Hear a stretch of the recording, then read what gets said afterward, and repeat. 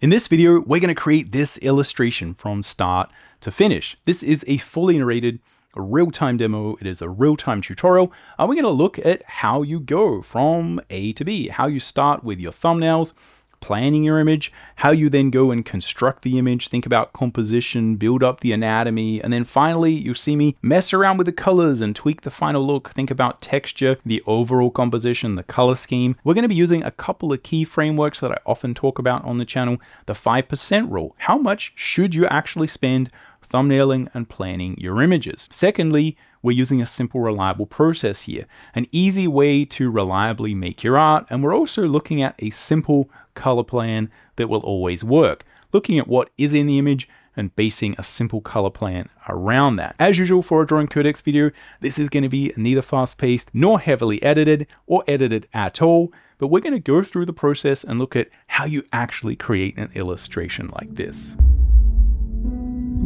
Alright, welcome to the Drawing Codex. My name is Tim McBurney. I've been a professional working artist for over 20 years, and on this channel, we're all about drawing cool stuff from our imagination, embracing the challenge of drawing, and mastering the craft of line and color illustration. Now, if you'd like to learn more about line and color illustration, the same style that I create all my comics and illustrations in, you can check out my free Quick Start Guide. It's aimed to get you up and running quickly in Photoshop, developing your own simple, reliable line and color process. It's free. The link will be in the description. Go check it out. Just quickly, before we jump in, tools for today were Photoshop and a Huion Canvas 19 Pro 4K display tablet, which I think is pretty good, but I was having a lot of trouble with the light glare from the kind of recording setup I have here, and just kind of how that was affecting, because I chose to create this really dark, moody kind of illustration, which is kind of not that smart doing this kind of tutorial, because it's really hard to tell which tree and which branch is in front of which, and you're kind of really trying to grade it perfectly.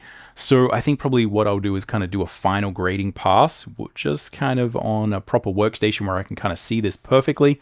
But that really is just to do with the kind of lighting setup that I had. Now, the reason that I like to do these kind of long, fully narrated tutorials is that it's so easy to get discouraged when you're looking at a fast-paced, heavily edited tutorial where it seems like things are easy.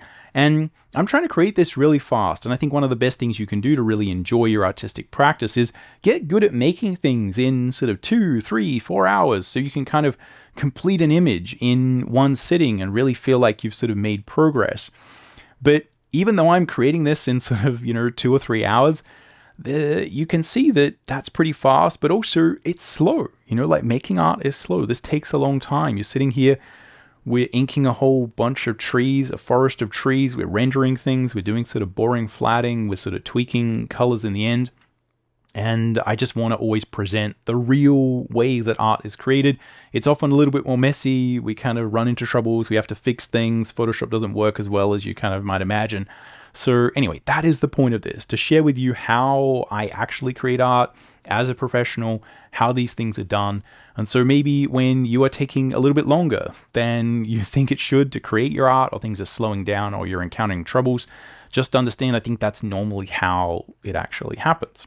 So anyway, I just thought I'd mention that. Let me know if you've got any thoughts or ideas on this in the comments down below. Other than that, let's get sketching. Let's see how quickly we can get a relatively polished illustration happening using a couple of drawing codex frameworks. These key ideas are things that I often find have really helped me in my professional career. These are part of what I normally teach, and we'll see them in action. What we're going to do is apply the 5% rule, which is that we should spend 5% of our time actually planning an image, doing a thumbnail, thinking about how to make this as best as it can be. We're also going to use a simple, reliable process. This means that I'm not going to try and do anything too fancy. We're just going to use a simple, in this case, line and color comic book style process where we do a rough drawing. We're going to create some finished lines, and then we're going to use flat color and a couple of textures and gradients and just a couple of little things to make it a little bit more fancy. We're also going to think about our color scheme that always works. So thinking about some really, really simple color theory logic that we can apply to make sure that, things are always going to look pretty decent. Now, another thing that I think is really important here, and what I'm going to do is basically try and thumbnail a image that's, I guess, in the theme of this. So I'm going to try and draw, you would imagine if this was the first comic book cover of this imaginary comic book series where we have our barbarian-esque heroic character, I'm just going to draw the second episode of that. And I think this is another concept, and again, applying the 5% rule, one of the first things I'm going to do is see if I can thumbnail this out. One of the things that I think is really important to do when you're practicing is practice drawing the things that you actually like. And if you really apply the concept of a simple, reliable process, let's see if I can zoom up here and make this, even though it's a thumbnail, we'll zoom up so we can see it a lot larger. Even though you are maybe exploring things and learning, if you do that through creating the art that you actually want, it means that you're going to be able to have a lot more fun. I think that often what happens when we're learning to draw is that we spend a lot of time learning new things and trying to push ourselves and constantly staying in a state of challenge. And I think it's really important to get the challenge right. So one of the things that I'm always trying to tell people to do is just to keep it simple and try and figure out, if you do apply a simple, reliable process to your work, to understand that you can create something in a set amount of time, maybe 1 hour, 2 hours, 3 hours. Try and match the level of complexity that you are really going to be able to get within a reasonable amount of time. And what that'll mean is you're going to be able to learn a lot faster by just making images.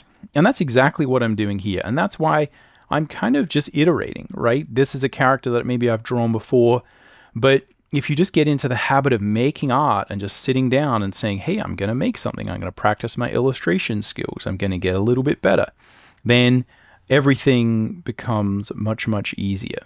It's much more a matter of being iterative in our development as opposed to evolutionary at every turn. And I think art really thrives on this type of approach where it's mostly a matter of getting reps in. Just making art, making illustrations, practicing, putting one foot in front of another. And sometimes these images, if they're only going to take you 2 hours or 3 hours, sometimes they can be really basic, but we're still going to be able to learn. We're still going to be able to experiment. We're still turning up. We're building the basic habit, which is so important when it comes to art. So here, what I'm thinking about is just practicing framing a character. So I'm going to plan this and think about just framing a character with a very simple background. And these are things that I do again and again and again. And what it means is that when I do come to draw my comic book covers and other professional work, it means that, hey, I've done the reps, right? I can do comic book covers in the same way. I can think about illustrations. Everything stems from, I think anyway, just sorting out these basic processes and getting used to creating, which is why on this channel, if you've been hanging around for a while, you know that I'm often into doing these demos where this is real time, it's fully narrated, we're just stepping through the process and seeing what happens.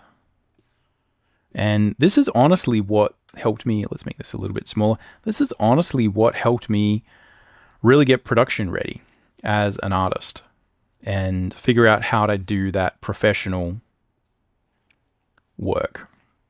It's just constantly stepping through the process, figuring out how to just make images. And I think that often it's interesting, some people really get this idea and some people find it extremely challenging to figure out what to draw, to figure out how to draw it, to deal with all of the mental gymnastics that come from using an approach like this. But honestly, this is kind of how, again, I really figured out how to do this. And it's also, I think, the approach that worked for me early on when the internet was new and we had a lot of art forums. And yeah, what you would do is spend less time, kind of talking and making drama and stuff, and just more time making art, posting it up. and, you know, every day, every week, you'd be working on something and, you know, want to sort of post it up, put it out into the world. And that's kind of what we did. So this guy is, I think we need to make him a little bit more chunky if he's actually going to be the same character. I'm not sure how important it is that he is actually that same character, but we'll see. All right, boom. So again, this is the, you know, this is the sort of what I would often call, when I'm going really fast, the mix of a thumbnail phase and a construction planning phase. So I'm really just sort of drawing roughly, trying to figure out. All right, let's see, can I draw a shield there? Is that going to be good? Maybe I should do it at a slight angle. All right, think about where it would actually go.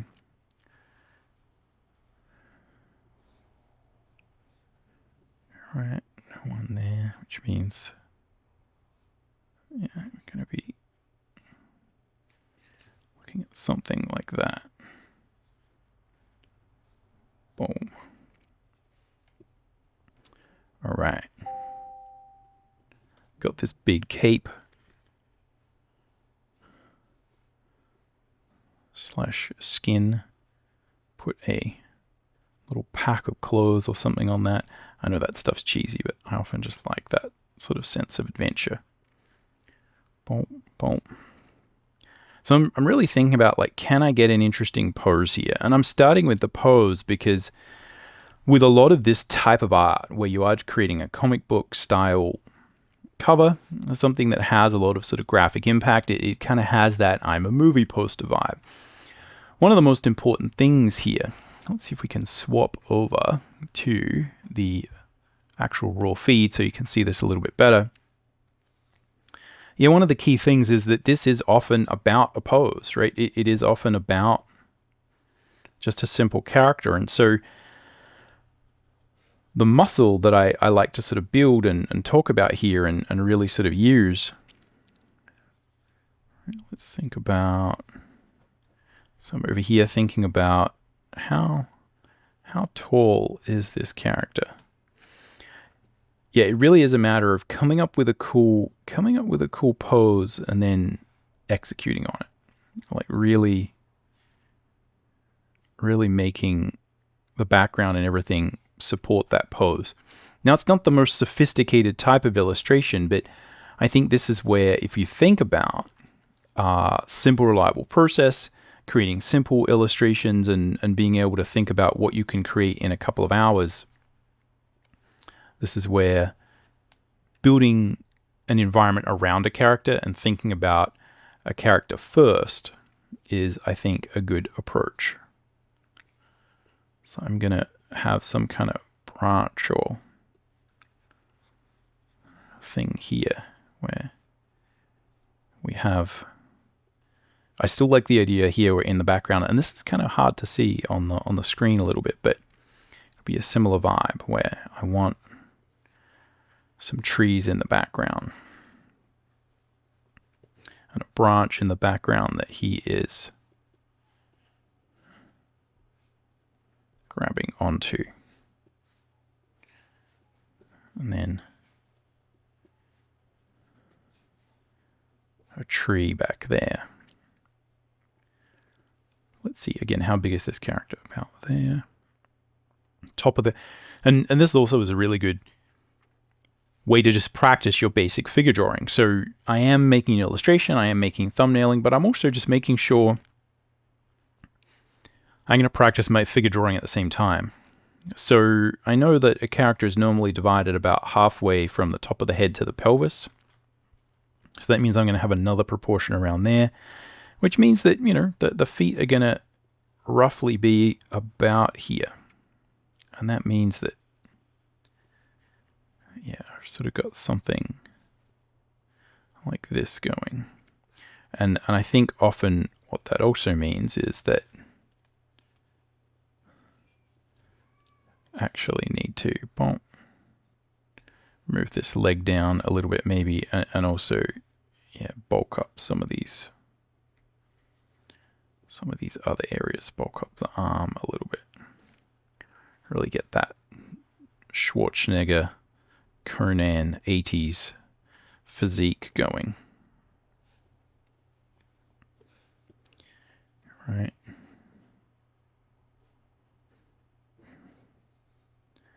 So again, just still in that sort of quasi thumbnail phase.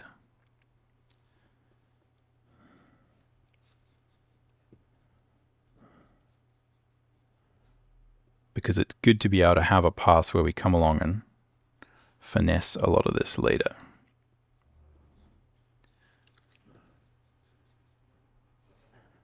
All right, so this is coming along there. Then we got this tree.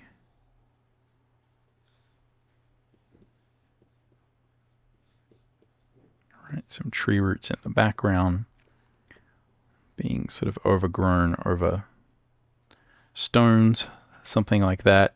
So again, this is where it's good to, let me check the other view. So again, I've got like a rough idea there. What I'll do is just kind of cut this out. And this is often how I work if I'm just being very organic. What I'm going to do is get Shift Control J. All right, let's hide that. Duplicate that. Now let's go full screen now. So this is a matter of thinking about like where the character will be placed. A really good thing to do, and something that I've always enjoyed doing, is working with a lot of, I don't think I've got those fonts installed here, but we work with a lot of text.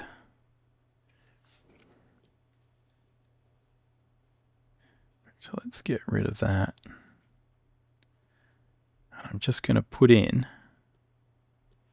roughly where that text would go. And this will also give you some good indication of where everything needs to go if you are creating a cover. And often people talk about this, so I'm going to do it this way. And it also does one key thing, which is makes me focus on and understand where the key elements of the art are. So here I've got a rough idea, and I've done a little thumbnail. And how far are we in? We're about 15 minutes in. So there's quite a number of different ways I could, I guess, progress here and sort of think about working. But what I'm actually going to do is say, okay, I haven't spent a lot of time so far really kind of working on this thumbnail.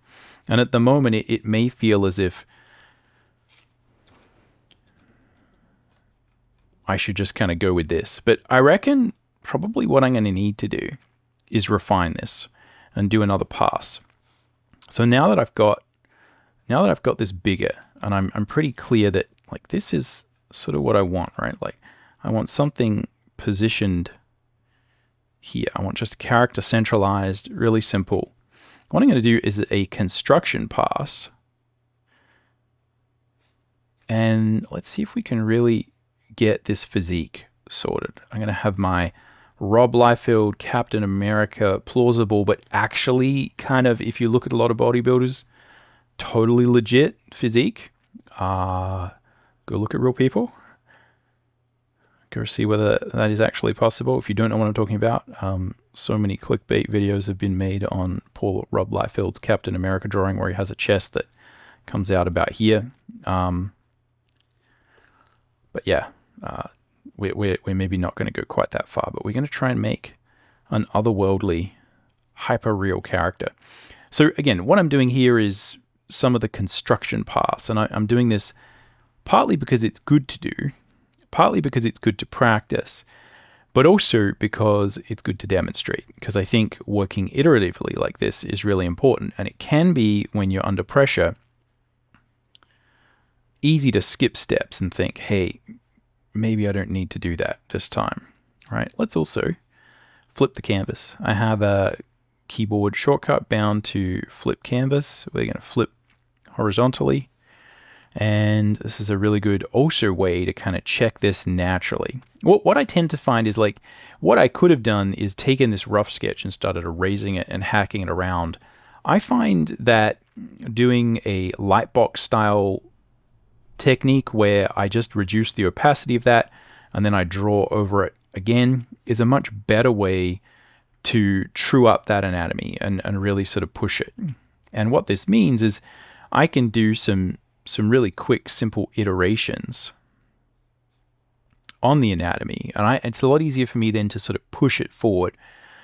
I don't get a lot of that mess that I had, and it feels as if like this drawing is I'm not ruining the previous drawing that I had. So I'm going to think about drawing through and where that kind of bicep might attach up kind of under the shoulder there.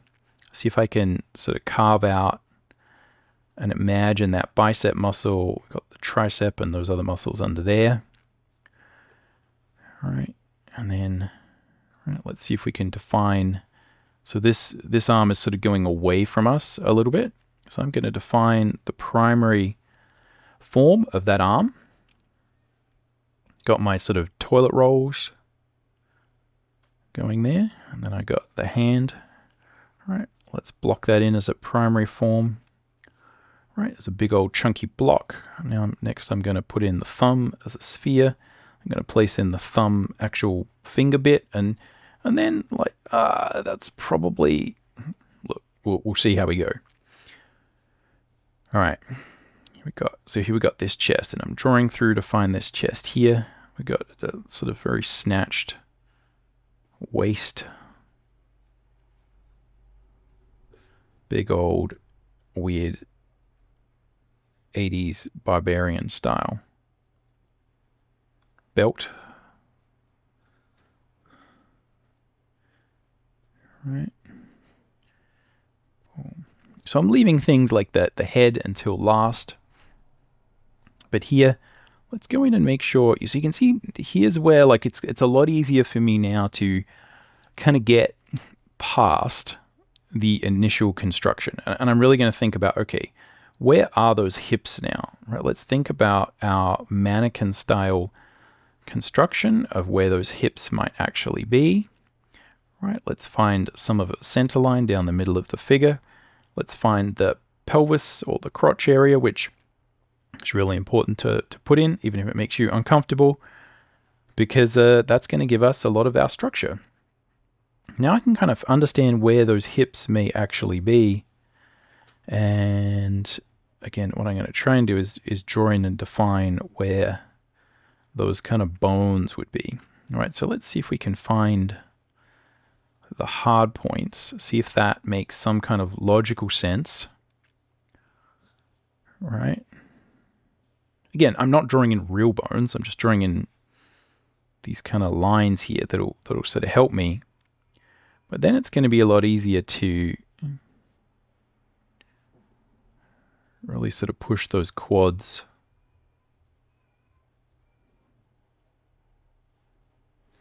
Do a bunch of those things, right? So again, not realistic anatomy by any means, but that's not what we do here on the Drawing Codex. We draw cool stuff from our imagination, and we employ the best foundation and constructional techniques that exist on the planet to help us do that.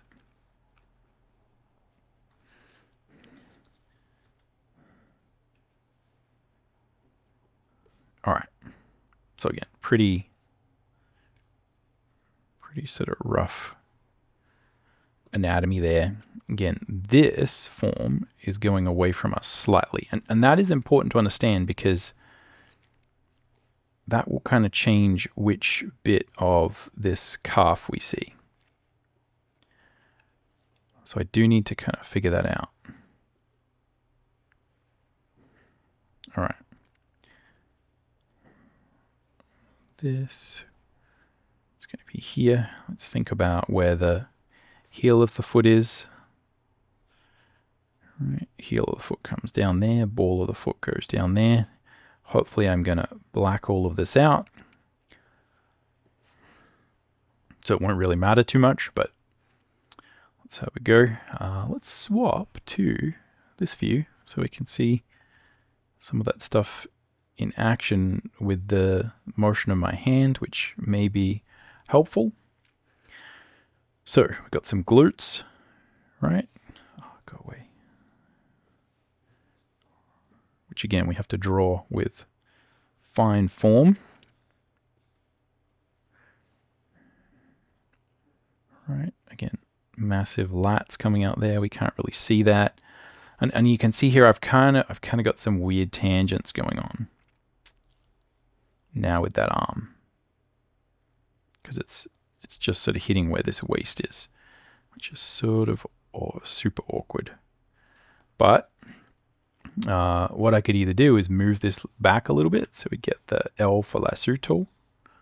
We are in Photoshop, Control T, Alt, and we'll hit the transform point, and now I can just move that out a little bit. Again, hacky, but when we're going fast and breaking things, this is often what we need to do to survive. So again, let's think about where the bone is, right? I've got my sort of elbow here. All right, this is going down here. Got the hand. Where's the hand? Palm is going to end about where the end of the pelvis is. So I think that hand actually needs to go up. And then we're going to have the hand is going to grab a bit of the shield. We'll have another one that would go in the forearm. So that means probably, as I said, the center of this shield is going to go somewhere here.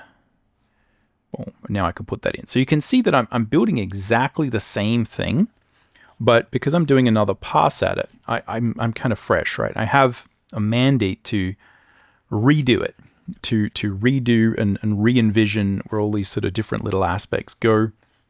And yeah, that helps me a lot to not get quite so stuck in that old pose. So there's the elbow, right? There's the bicep, and I think, again, I really think that elbow is gonna start a little bit more up there. Let's get that straight. Elbow. Yeah, something like that. All right, let's see if we can define some of the volume here, just for fun, because it's these things that will kind of often help us when it comes to thinking about the form a little bit.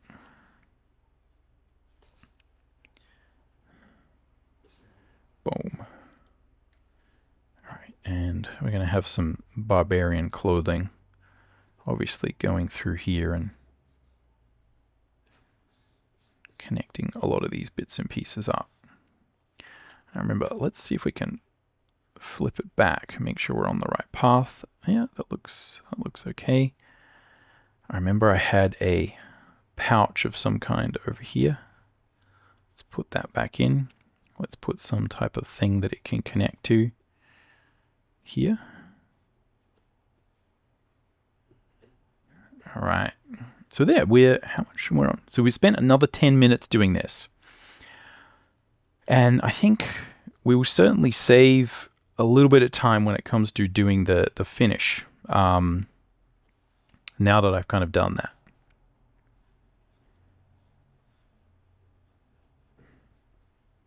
I'm going to have some barbarian boots.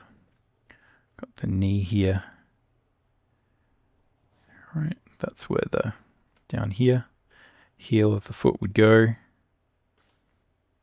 Ball of the foot will go here. I'm probably going to hide most of these things.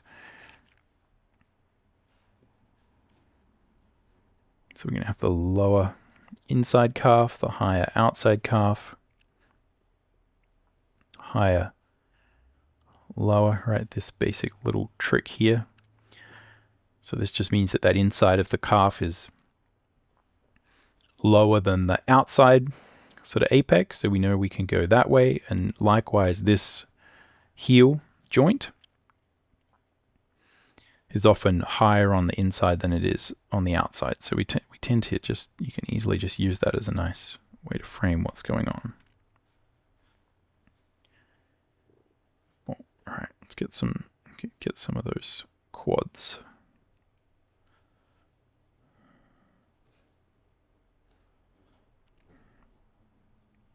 All right.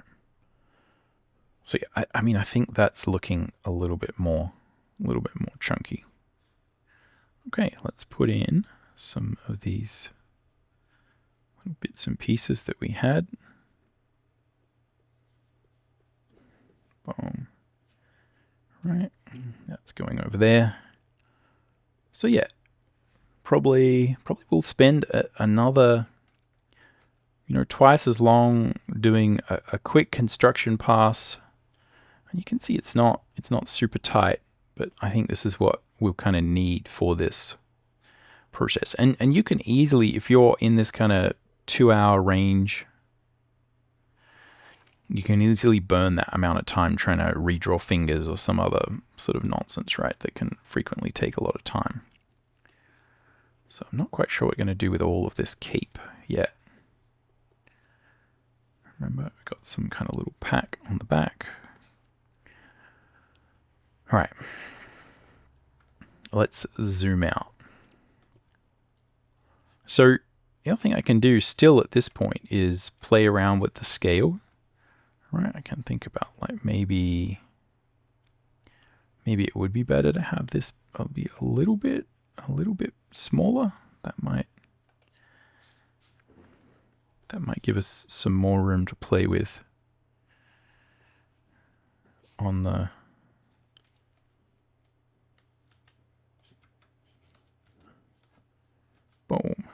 background front. And what I'm going to do is new layer for the background, and I'm going to have a go at doing it on another layer, because that means I'm not going to, if I go over the character, I'm not going to sort of ruin it. And this is where being able to design things with a logo in mind is so powerful, and why I would always recommend it if you can. Because I can think about and contemplate how the things that I'm drawing are going to interact with the logo. Now, obviously, in many cases, you're not going to get an opportunity to do that, right? It's not your logo design, it's not your thing. But I think it's good because in many cases, I often find the only reason that a client doesn't give you these things is because they don't think that as an artist you're capable of dealing with it. And I think if you can think in terms of design and cover design and layout, it's really, really useful.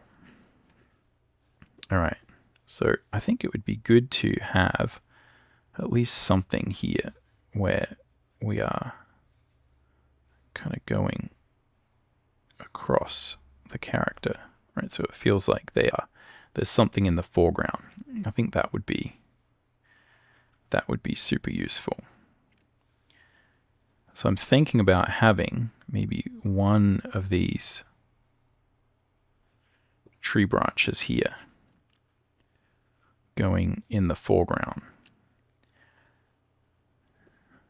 So I'm being really rough with the way I'm kind of planning that. But I kind of want it to just play in and overlap his character to a small degree here, but maybe for some of the other ones, right, we could actually also have it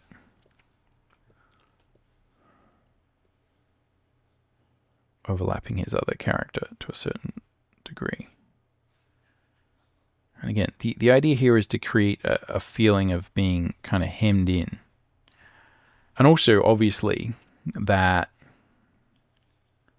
this will really help us when it comes to being able to direct the eye, right? So we can think about also these elements, sort of pointing at the character where we want. Again, it doesn't have to be really obvious, but, if we can get these things to be, right, pointing at the character and leading our eye to the character, that's going to really help us. Boom.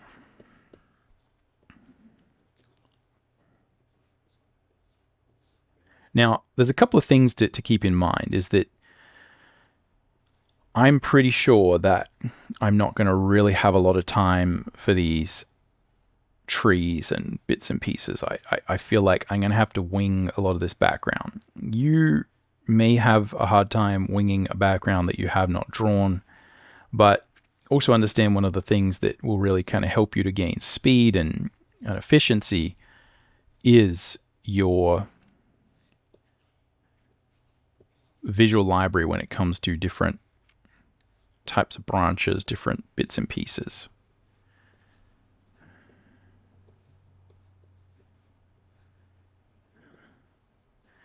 And if you're trying to get something done on a time frame, right, on a deadline, such a huge part of your success is going to come down to your ability to understand which things are going to take you ages if you mess around with them. And this is one of those things where I'm like, I'm going to have to make up on the fly a lot of this tree. Otherwise, it's just not going to happen in time. All right, so the real thing I have to do here is the character face. So I'm actually going to get rid of that now that we've got that done. And let's just go. All right, let's see if I can get a similar vibe happening.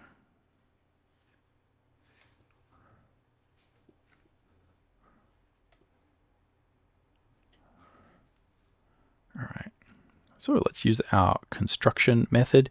Again, now that I have the character there, I kind of know where everything needs to be. I have the center line, which is important. I've got the brow line. I'm roughing in a rough mound of the skull. I'm adjusting and refining where it goes. I've got the side planes of the head. All right, I'm going to find the cheekbones. I'm going to put in and rough in where the nose would go. And the rest of this is really just a matter of, we're going to extend the chin back down there. Let's flip this, make sure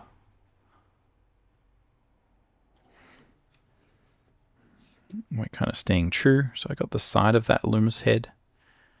All right, side here, I've got the mouth, etc.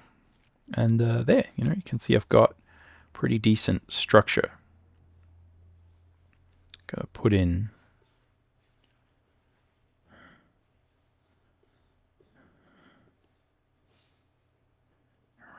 some of those shapes that I have here. Boom, boom. All right, got the nose there. Got the mouth. Got the chin. Got the ear. All right, let's create a bit more dimensionality in the skull. Got the cheekbones. Is everything symmetrical? And probably what I'll have to do is make up this face when I do the final lines. But yeah, like we've got a rough idea of it there. Let's flip back.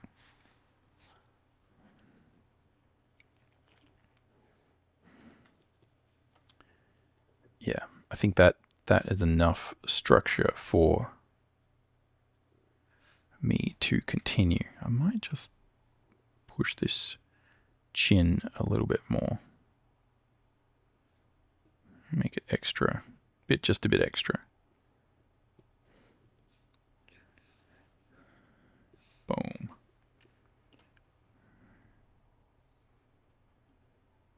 All right. So again, there we go. Now, let's look at this on this screen so you can see, and this is often the difference is, frequently when I'm doing these, I'm kind of talking about the difference between what you would see here, which is where we're looking at it front on, and kind of what you see here. So you can see that just looking at the difference in how those faces look in terms of perspective is really key. And that's often the mistakes that we're making is I'm kind of looking at it like this, and this compresses the face a little bit. It compresses it on the camera in a different way to how I'm looking at it. But then when you look here, again, it appears longer.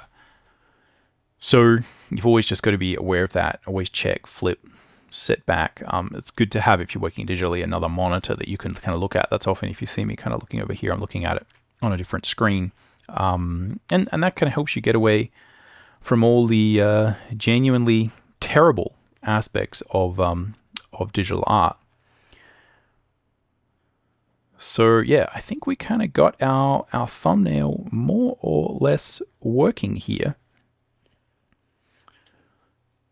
Let's see whether we can ink it, add some quick color, and see whether we can kind of pull it all together. It's always good, I think, when you're in these stages to step away, go for a walk around the block, have a break, get a different drink, come back and kind of look at and be like, okay, is this thing good? Does it make sense? And I think normally when I'm doing that, the things that I kind of notice are really important. So one of the things I do notice is, like, I think his head is a bit big. Size of head versus the body is like a major indicator of general size, because while people do come in different shapes and sizes,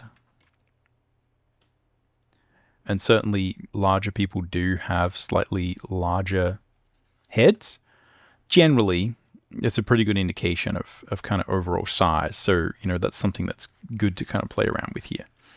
Also, once I kind of do that, what I can think about is like, well, if I make his actual head a little bit smaller, maybe I could then make the chin a bit bigger, right, or a bit kind of longer.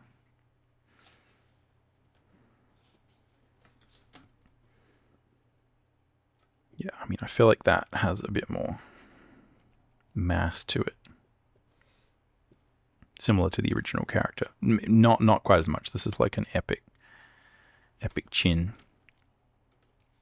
All right. Let's see if we can ink it. So, a couple of things to note here. Often what I do is I just group all of the sketchiness that I've been doing, whatever it is. And a really easy way to handle inking is to just make a new white layer. Think of it as a tracing paper layer, and I'm just going to reduce the opacity a bit. And this gives me a pretty good indication of what I've got. What I might do is just duplicate this slightly gray layer though that I've got here, and I'll reduce the opacity of that. And the reason for that is, it's really just, there's only one reason, and that is that when I swap here, if I have a white layer, it just kind of blows out the exposure a little bit. So I often like to be drawing on a slightly gray or toned background for these particular demos. Let's make a new layer here.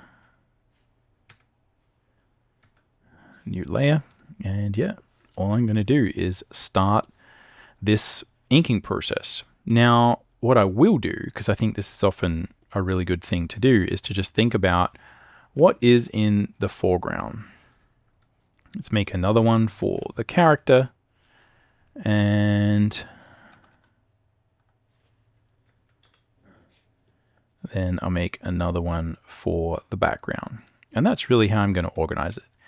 Character, foreground, background. Now, it's good to do the foreground first, because, so just make sure we are on the foreground layer, because then anything that I draw behind that, I know that I don't really need to draw. And also it means I'm not going to forget about it.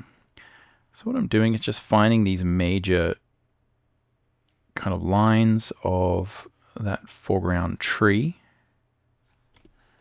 that I was gonna draw.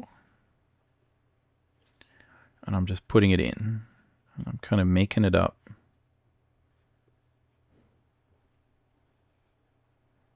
as I go.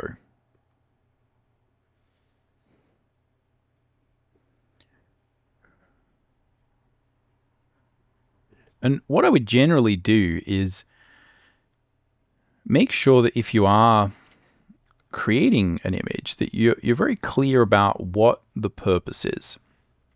So I talk a lot about this on the channel when it comes to intent. What is the intent of this? And often what I'm doing here is really demonstrating process, the idea of creating an image, taking it from start to finish. I think this is one of the best ways for you to actually learn. But when I'm demonstrating it, my goal and my intent really is just to demonstrate the process. But when I'm actually doing this myself, this is where I would probably much more likely to be thinking about expanding my visual library and drawing different types of trees.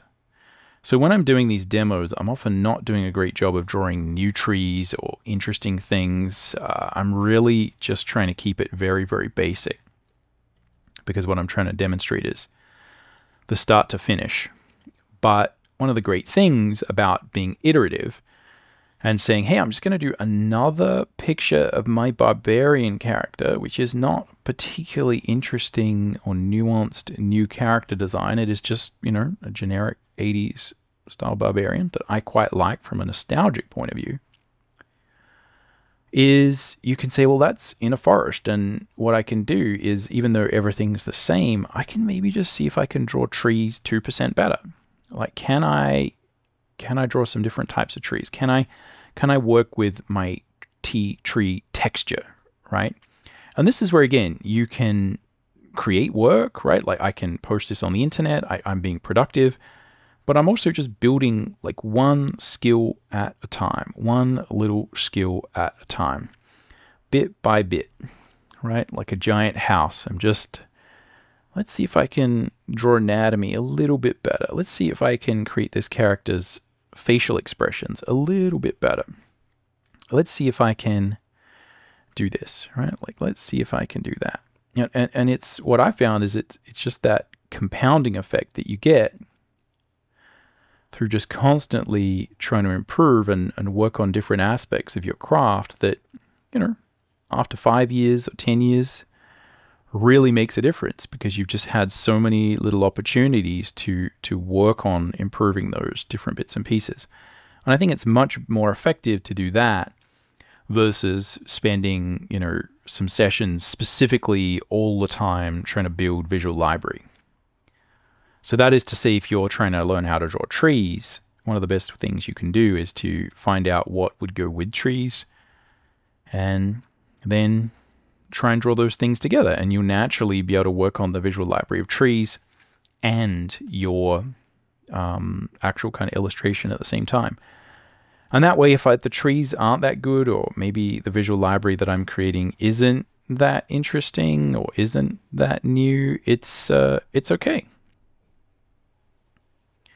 because I'm still drawing an illustration. I'm still having fun. Whereas I think one of the things that often trips people up so much is that you go to say, hey, I need to improve my art. You try and do something really sensible and really good, like learning to draw better trees or learning to draw better backgrounds, learning to improve your perspective. But then if that doesn't go well and you're just doing it as an abstract thing, and you don't have some good structure with it, right?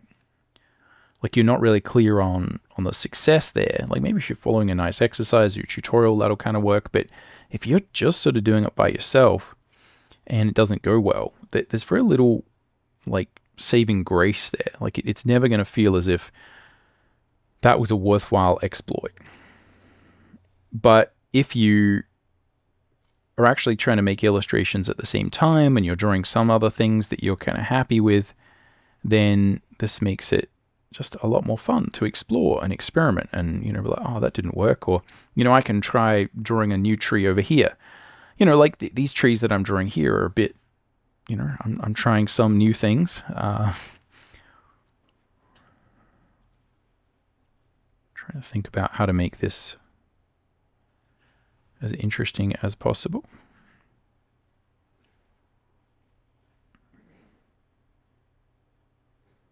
And I'm trying to close off these lines because that'll make my job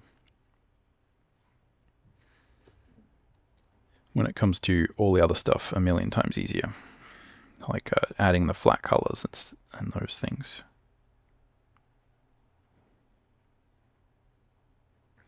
Thinking about maybe some of these trees have been kind of broken and twisted, right?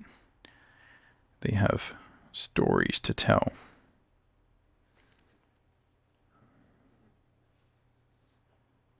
Boom.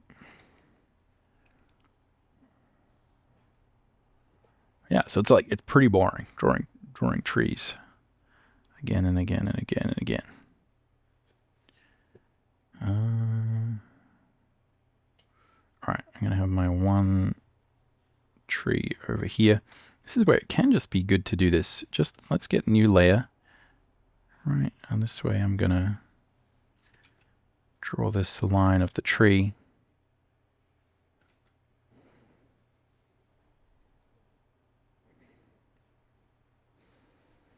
All right, now let's draw this one.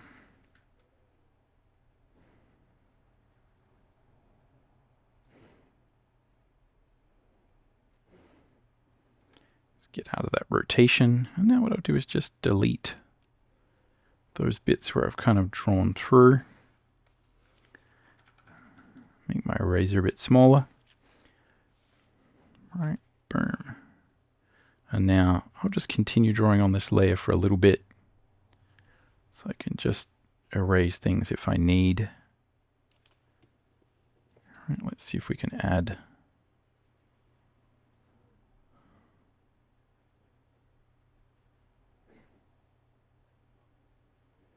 Oh, that's not really working.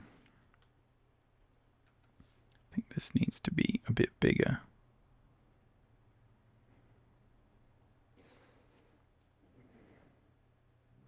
And not mirror some of these other lines that I'm creating. And I'm probably spending way too long on this little bit of it, but I feel like these are going to be in the foreground. If I can sort of get these to work, I think it's going to save me a fair amount of time.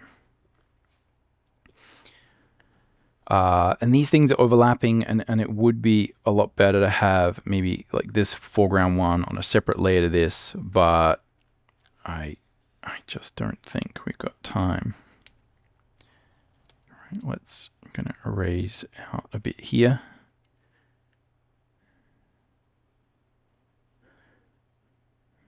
Because yeah, part of, I think, the ethos that I have for the simple, reliable process is try and use, less layers. You don't always need as many layers as maybe you think, and yeah, it can often be a bit of a time sink to make even more layers.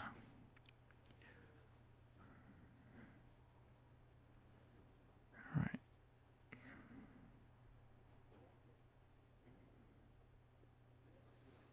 Yeah, I don't know. It's not the best. This is not really a great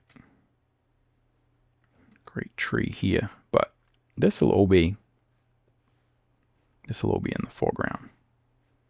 It's not going to make any difference, but I'm just going to try and put some simple overlaps here. Because if I can get the overlaps working, a lot of this will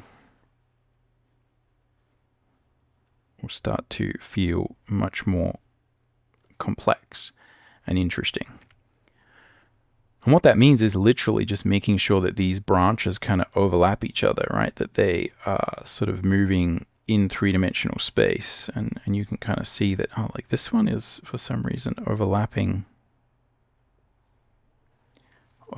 these other ones, right? Like, can I then put a little branch over here? Make that overlap. So again, it feels like you're sort of like wasting time, but I think a lot of that will that I just wasted a bunch of time on will come good. Let's see how it goes. Right, and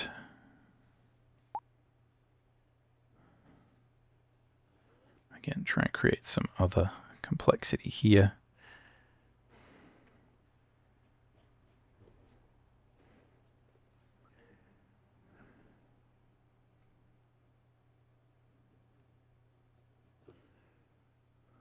Boom, this one's coming up here. Boom, boom, boom. There we go. Let's put one here for fun. All right, let's erase a bit of it put some extra structure there. Let's put one behind. We're just repeating the most basic stuff ever. But, as I said, I think this will come good. I think I will be happy that I put a lot of this in. And it'll probably give us a lot of visual complexity for free. So now I'm just going to think about adding a little bit of texture to everything. And this is also little steps that I think will go a long way. Thinking about adding some dimensionality, a little bit of extra structure. And again, my goal here is that I'm going to be able to put like one flat color on a lot of these trees, and that's going to be it, right? So if I can do all the work here, that will save me work later on. All right, but yeah, I think that's it. I think we're out of time. All right, so that's that's there. So you can see I've got those layers there. Swap over to this view so you can kind of see them. All right, so I sort of started drawing over there, and I've got a couple of those things on separate layers. I'm just going to Control E, merge those down with the foreground. So now we got that. Now I got the character, and basically I'm going to draw the character and then the background, I think, and I think that'll probably be good. Yeah. Yeah, I think that'll work. All right, let's go up here. So the other thing that I think is good to pay attention to when it comes to the, see if this is this might be a little bit better to see some of the hand action. When we're thinking about face construction, in the same way that I'm always trying to find the center line and the brow, if we start from that center line and the brow, I think that's one of the best ways to start inking. The reason for that is that this creates a great centralized way to make sure that we're beginning with a symmetrical structure. So I'm beginning with the center, and it's a lot easier then to move out. And I'll kind of show you exactly what I mean there. All right. So I'm kind of drawing this brow area. Now, what I always found is when I would construct the head using the Loomis method, using all those kind of techniques, that I would always end up like drawing these lines first. And then when I had to draw the eyes in there, it became very hard to get exactly the right, like everything would kind of get like kind of squished up, and I'd always find it sort of didn't work. And so I kind of looked at how a lot of comic book artists who are real seasoned professionals would sort of draw stuff, and especially when they draw things, you know, in that sort of same way that the late Kim Jong-gi would always sort of draw, where you're kind of drawing without quite so much of a plan. You're sort of making it up. But even, you know, how they would draw things while, you know, they were working and drawing comic panels. And yeah, I kind of always saw that same pattern where people would start with that center and kind of work out. And I think there is something to that basic idea. It's just a much better way to gauge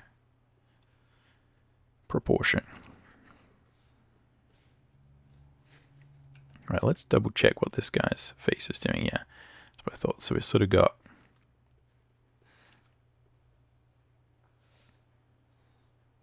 this go away keyboard thing. All right, ear goes there. And let's look at this again over here. You can see, I feel like this, you can see that the structure and the proportion and the anatomy is seeming there to work a lot better.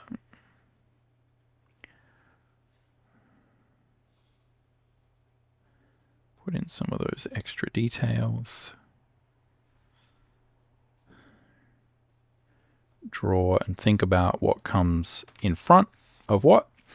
much better to create these elements of the character that are in front and to start with what's in front than the other way around from my experience.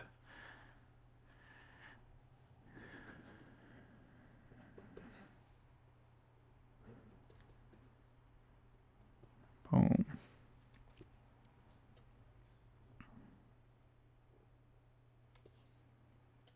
Right, got that.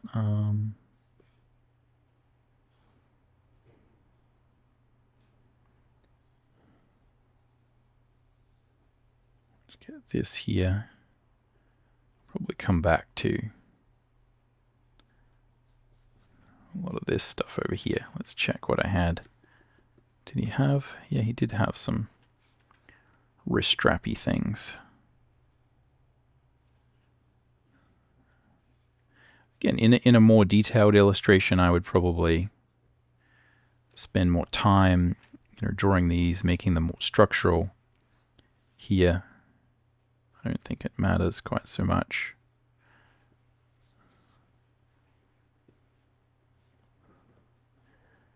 And I'm just going to hopefully fudge that hand and hope that it doesn't come back to bite me. Now, this is I guess tricky because I'm trying to think about where,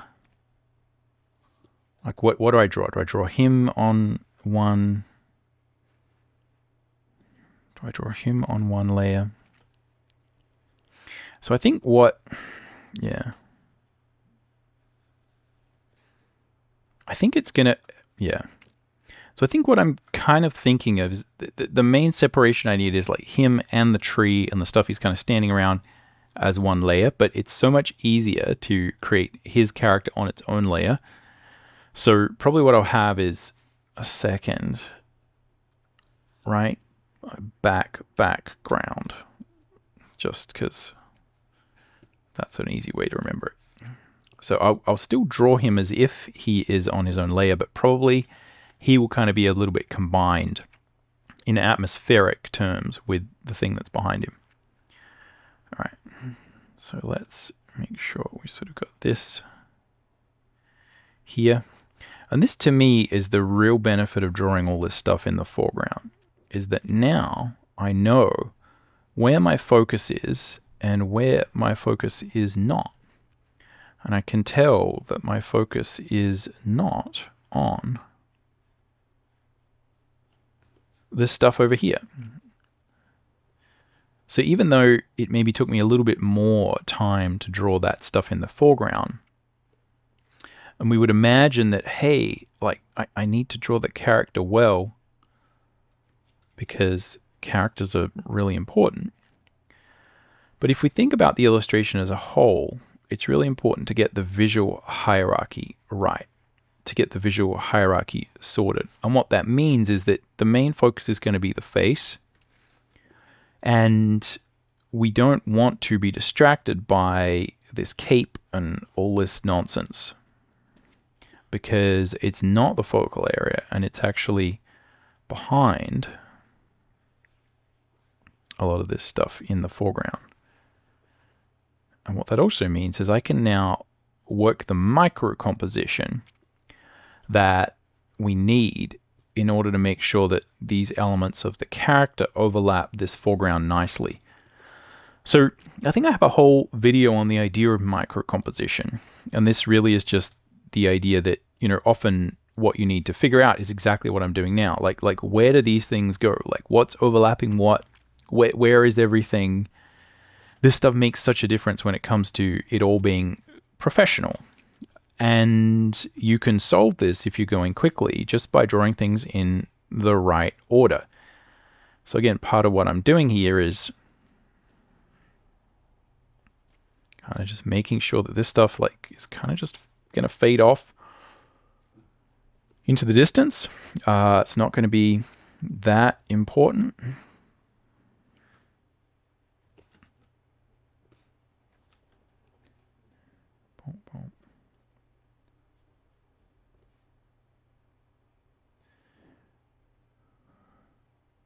But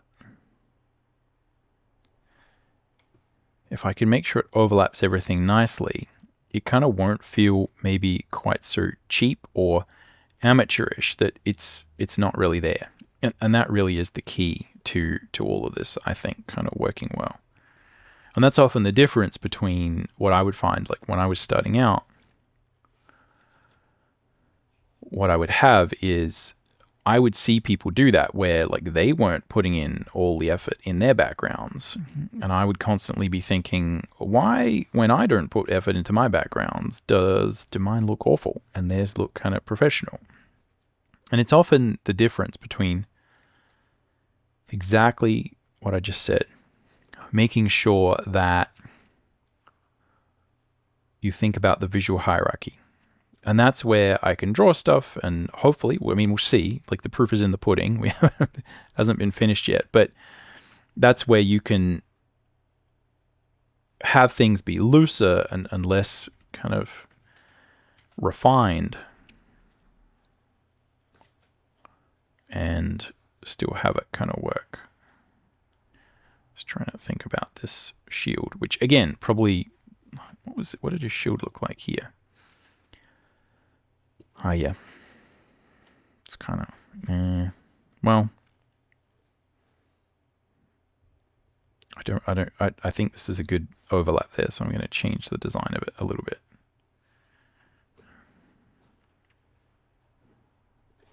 Give it a little bit of structure. But yeah, again, like this does not need to be detailed.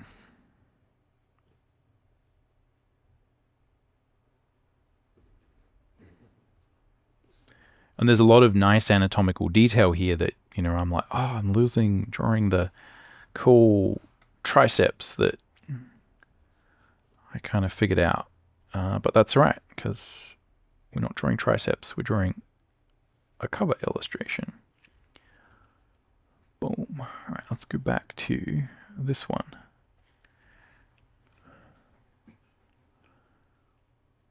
Yeah. So again, this is not the best ellipse here. I'm hoping that it won't come back to bite me, but we'll see. A little pouchy thing that is hanging off this belt. Let's connect to the belt. Connect this thing, put the giant.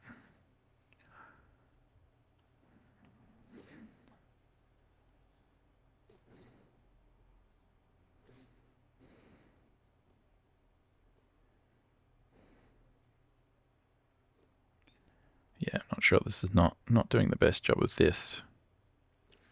We'll see whether I can get away with it.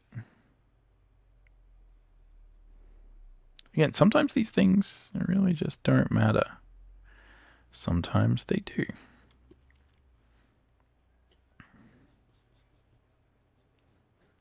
All right. Got. Boom, boom. Connecting this up. So at every turn, I'm always thinking about what I was just saying, micro composition. Like, how do I make all these little things connect, all these little lines? Now that we're actually drawing them, let's make sure everything sort of works out pretty well. Everything is kind of connecting. That's right. Let's draw that. That's going to give us some nice overlap. Right. This is coming down here.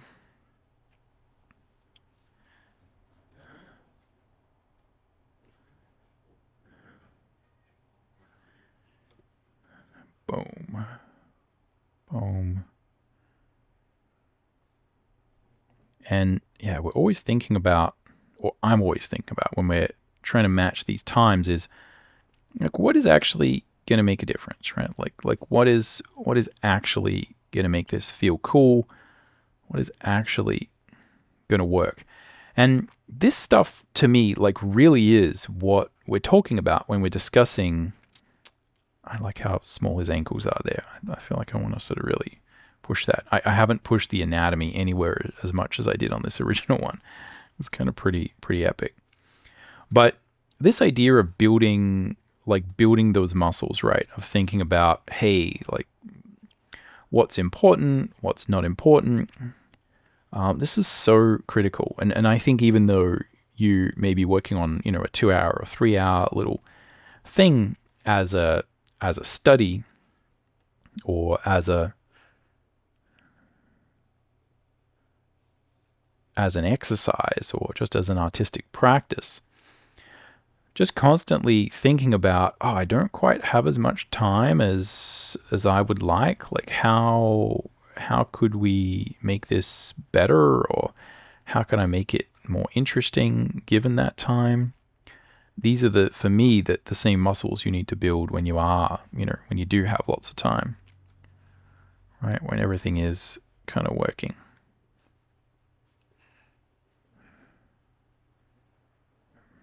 All right.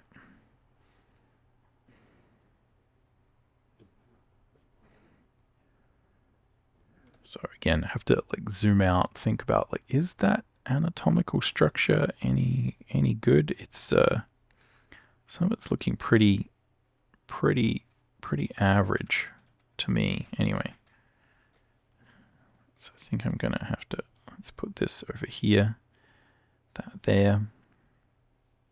And yeah, and now that I got the character there, I think most of this is just a matter of scribbling some stuff on the page, because as we were just discussing, I don't think most of the rest of this image is really going to make a huge difference to whether or not it kind of succeeds or not.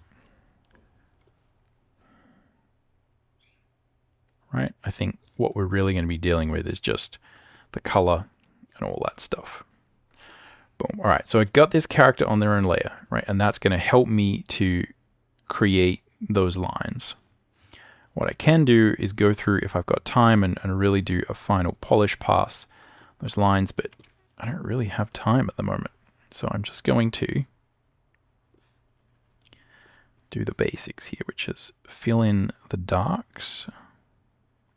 And this also is where having those things in the foreground really helps, because I can respect them. And this is one of the things that will allow your traditional, like your digital art, to feel more traditional, right?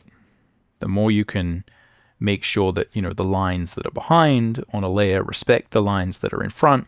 It's like, well, they're separated, but they have a bit more of that traditional feel where, you know, it feels as if maybe this was drawn on a, you know, on a single bit of paper.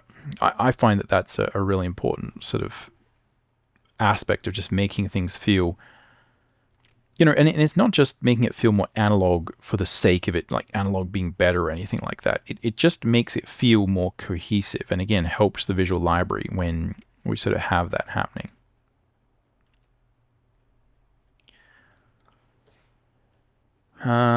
What I'm going to do is take this and we'll remove that. And on the foreground, you've got to be really careful when you're swapping layers to make sure things don't go pear-shaped. But that was just, yeah, really creating a bad tangent. All right, so character, now I got the background. And this is also where I've got the stuff in the foreground now. This tree in the background is really like not that, like you can see it's kind of going behind everything. It's a bit of a mess, to be honest. Right, sort of going behind all this different stuff.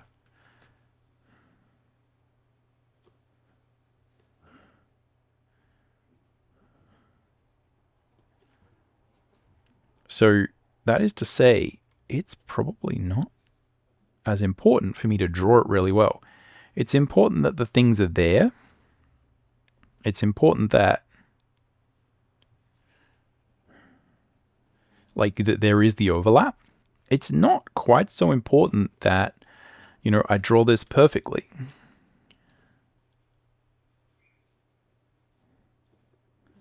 Right, like I don't have to put as much texture here as I have for some of those other bits and pieces. Let's see if we can zoom up a bit.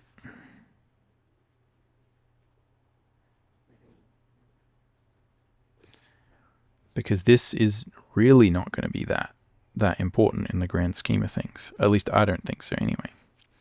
This tree is going here. Right. So this branch is maybe, again, sort of coming up here, something like that. Who knows? Right, again, let's get this to overlap, go over here.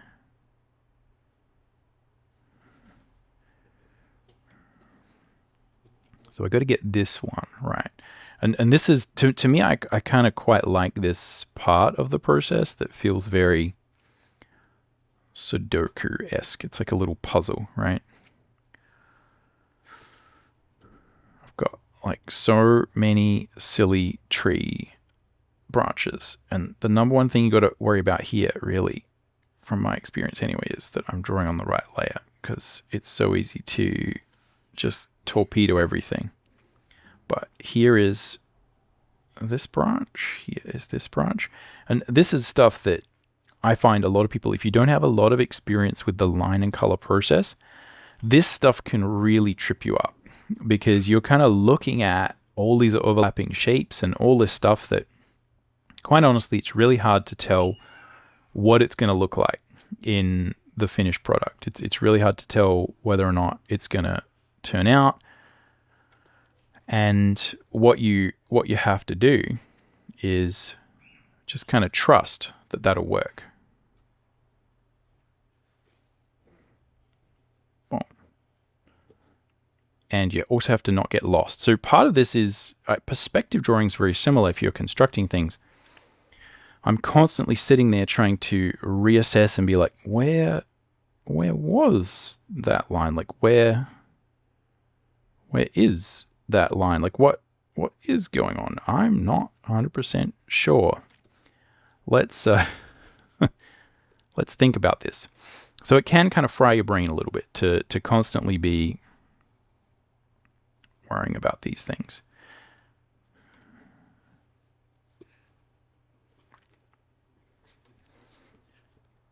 I think that's about it. All right. The other thing is probably boom here.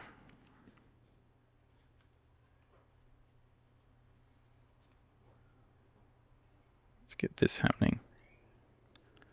Boom. Boom.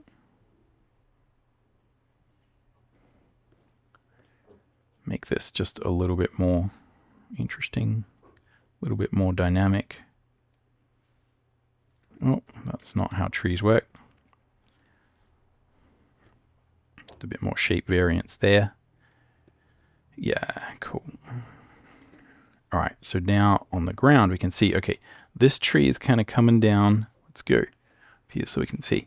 This tree is kind of coming down here. That's sort of what I think. Right, this branch is coming here, so I remember I'm tracing that there. That's where the main line of it goes. Right, on the ground. Right, we're going to have this.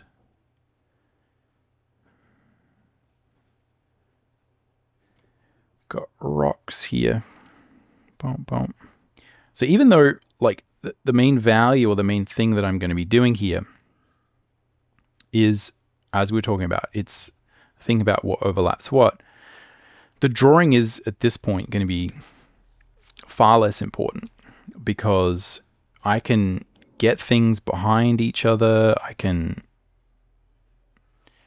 be a little bit rougher with it. Boom. And it's not really going to matter. The only real thing that matters is that I think about that kind of overall silhouette. Right, so I've got some sort of grass here. Yeah, maybe some other kind of rocks here. Something like this. And yeah, so you can kind of see that, like, it's all going to sort of blend into nothing, because we're going to have these foreground elements over the top. So what I'm thinking about is, as I said, what overlaps what? What am I going to create as shapes? And really, most of this isn't going to matter at all, or at least that has been my experience. So I'm often going through and thinking about exactly all of these ideas. What matters? What are we going to see? What's on another layer? What's actually going to be there to make a difference? Right? So I'm going to be a lot more loose and gestural with these lines, which are meant to represent some kind of long grass.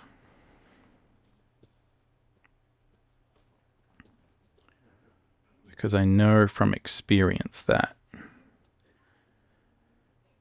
probably a lot of this is just going to fade into the background, right? So again, the idea is we have these trees are growing over the rocks. Boom. Right, 1, 2.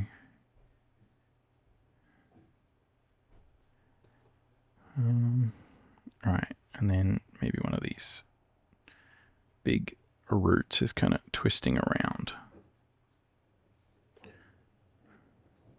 And there is a degree to where, like, once you get to this stage, it is actually better to be looser. All right, so the once I'm sort of here, I'm like, this is not the focal area. It's not the important kind of area that we need to pay attention to. And I am going to be a lot kind of rougher with it. It is a tertiary read at best. Boom, boom, boom. Boom, boom.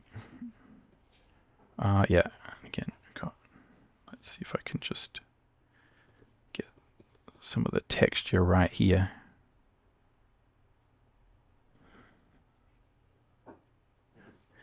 Yeah, so let's zoom out. Yeah, you kind of see, like, it's kind of coming together. All right, what else? Everything else, I think, is going to be in the background. So what I'm going to do is, now I kind of know what the character is and where the character is on the ground. I can think about drawing some of those other little bits and pieces there. All right. And again, this is like pretty messy. Like the intersection and the way they kind of connect, I think is like pretty messy, but hopefully it'll kind of come together. Looking at it on that other screen. Yeah. Yeah, I think that's good. All right. So that's taken me about 42 minutes to do the inking. That's where my background is. All right, that's my character. Here's my background. And this is where, yeah, if you're running out of time, probably the background is not going to be that important. And it's probably, a lot of it in this case is going to be dark and faded out. So you can see here, let's go back here. Boom. Yeah, you can kind of see. I am really just thinking about where are some of these tree shapes in the background, and I'll just be very roughly trying to indicate some of that stuff.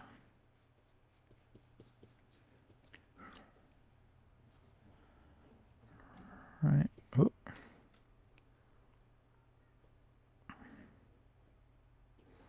So these will really help, right? Like if I don't put these in, yeah, I will probably like regret not having something in the background to work with. But at the same time, it's actually often better if they're not super tight, because that means that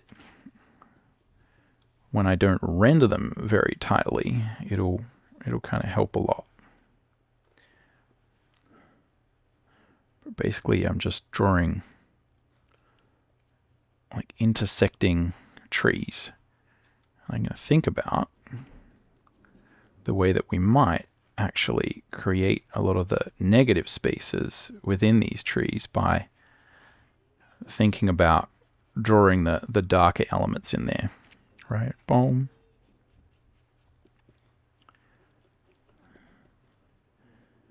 Right. Still trying to get some rhythm to what those marks look like. Let's triple check I'm on the right layer. Yeah.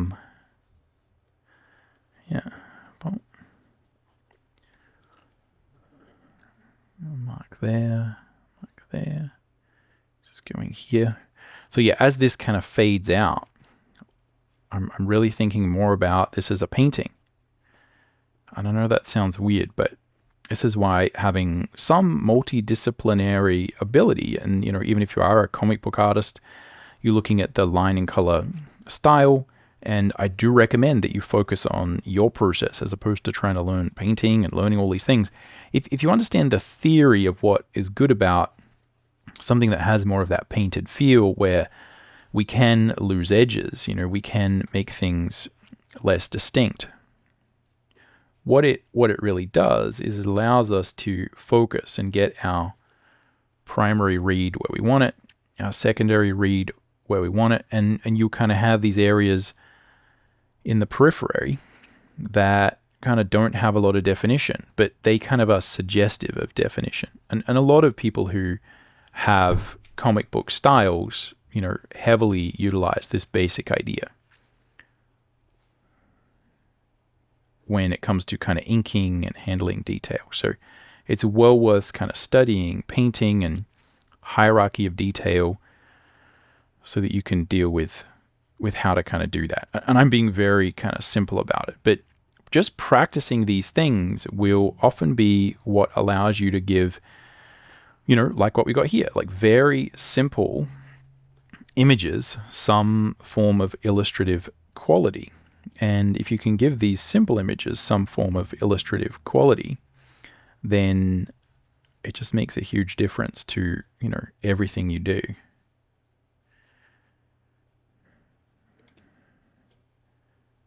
Boom.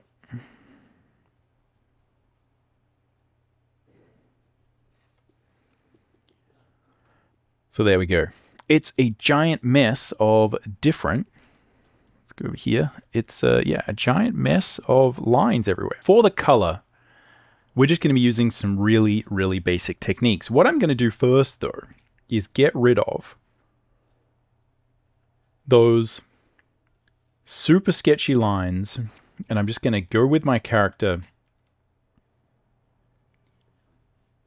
and see if I can just add a little bit of extra contrast. This often is what will make all the difference.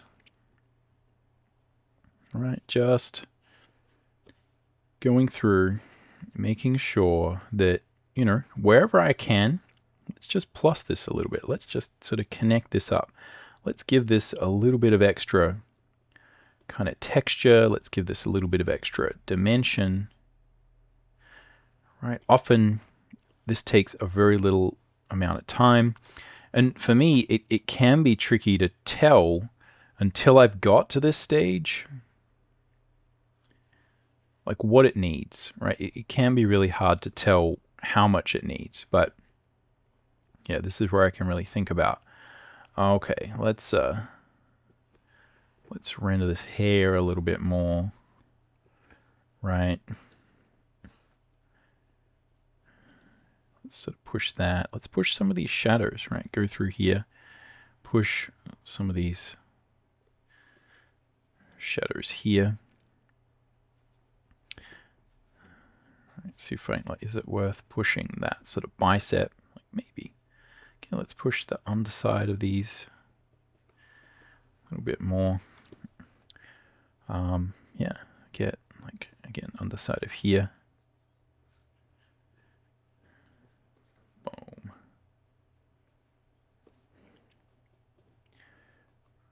And often it's just these little touches that will make it feel a little bit better. I don't think I fully nailed that quad anatomy there. But yeah, let's try to give this all a bit more structure, bit more.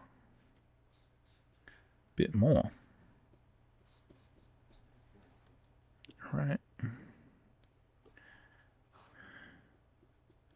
think about where our kind of light is coming from, right? Like where. And these are the things that, you kind of zoom over. And when we don't have a clear picture of what is critical, like what is the number one read, what is that sort of number two read, like what is actually happening here, it's really hard to know, where you should put your energy in terms of these little bits and pieces. Once we have some more of that, it's a little bit easier to come through and kind of really sort of push it. If you do have something that's important in terms of, the face, this is where it can come through, push any of those little bits and pieces, right? Just give it that little bit extra, especially around your kind of focal areas. Just clean everything up. And again, that can take we've been spending 3 minutes doing that.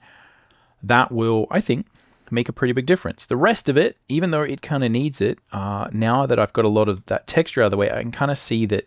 And now that I've put a lot of texture in the background, right here, I can kind of see that probably some of these trees here, these probably need. Let's get rid of the background, because again, I'm likely to put texture on the wrong things.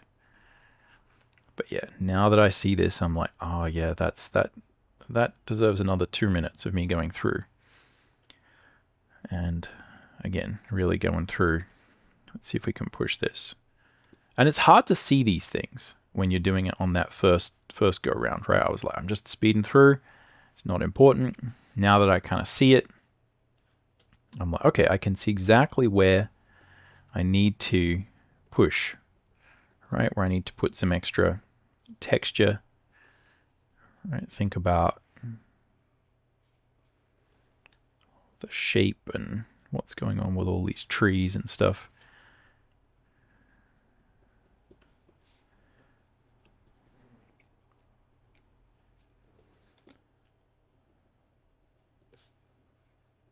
And this is another one of those things that's really good to practice, right? What is actually going to make a difference here?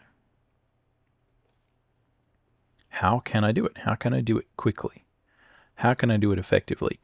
There are some things that, when I was starting out making art, I kind of know there were things that I needed to do, like this, like figure out how to suggest detail, how to, if we sort of look at the way that, the detail is kind of distributed over here, how I'm kind of drawing nothing and also suggesting things at the same time.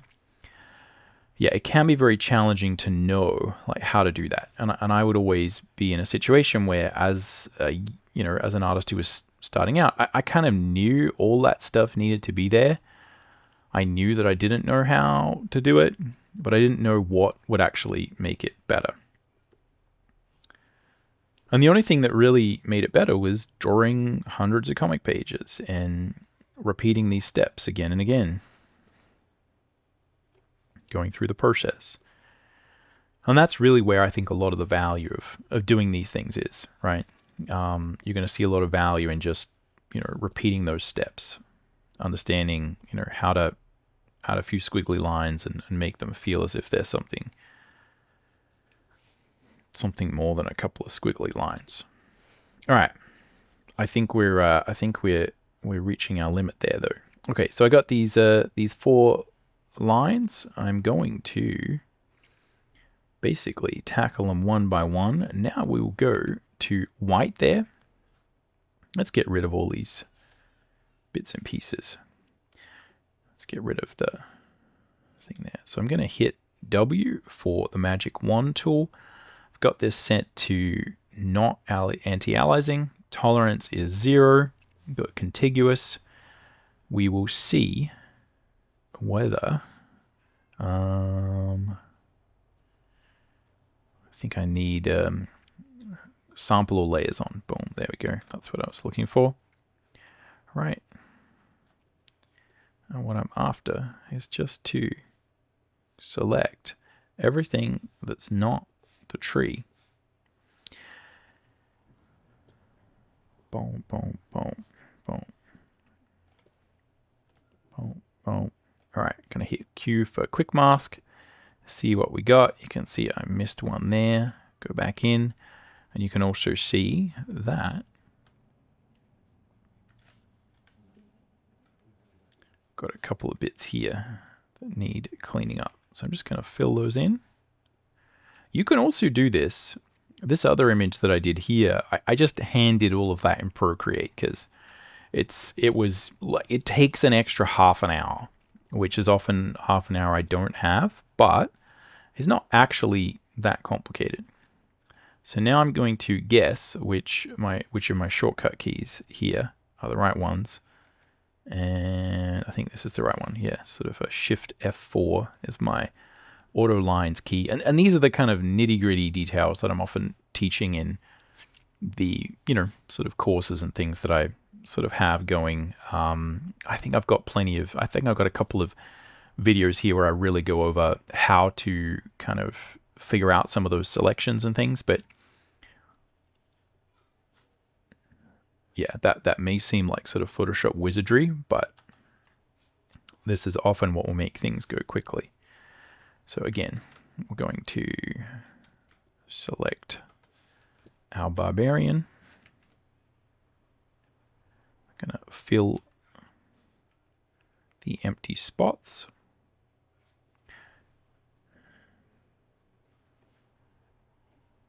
Right, which is, and again, this is where, if you were to make this cleaner and finish all these lines, which is what you'd have to do if you're doing animation or something like that, to make sure you can automatically fill each frame and get things super clean. Like that is a better way to do it in terms of being able to automatically just click a button and get everything contained, right?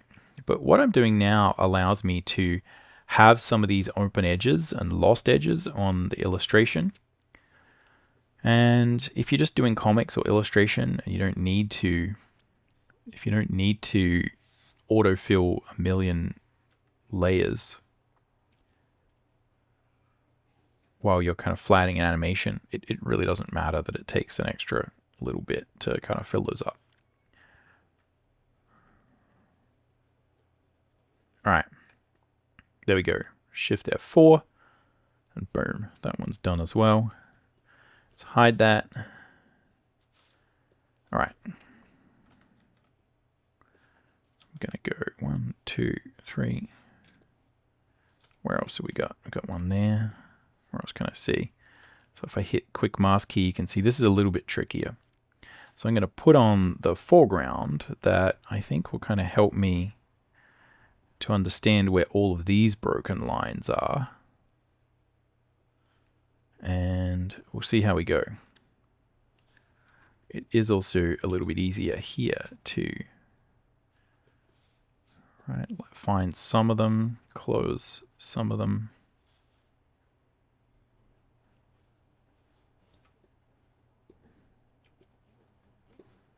So I'm doing it the old school way. A lot of programs have more automated ways of doing this. Like Clip Studio has some more automated ways of doing flatting. I think you will find that doing it this way is going to give you a much better pixel perfect result, which may not be something that you realize that you need, but I have certainly found it to be super useful. Here we go. That's where it's escaping.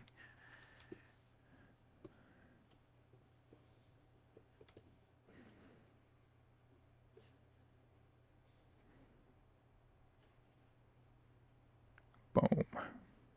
Boom. Connect, join. This goes over there. And then is that going to magically fill? Yeah, that's pretty good. All right. Shift F4. And we are done. Oh, that was the wrong layer. Now I've got to go all the way back, because I was on the wrong layer when I was doing that.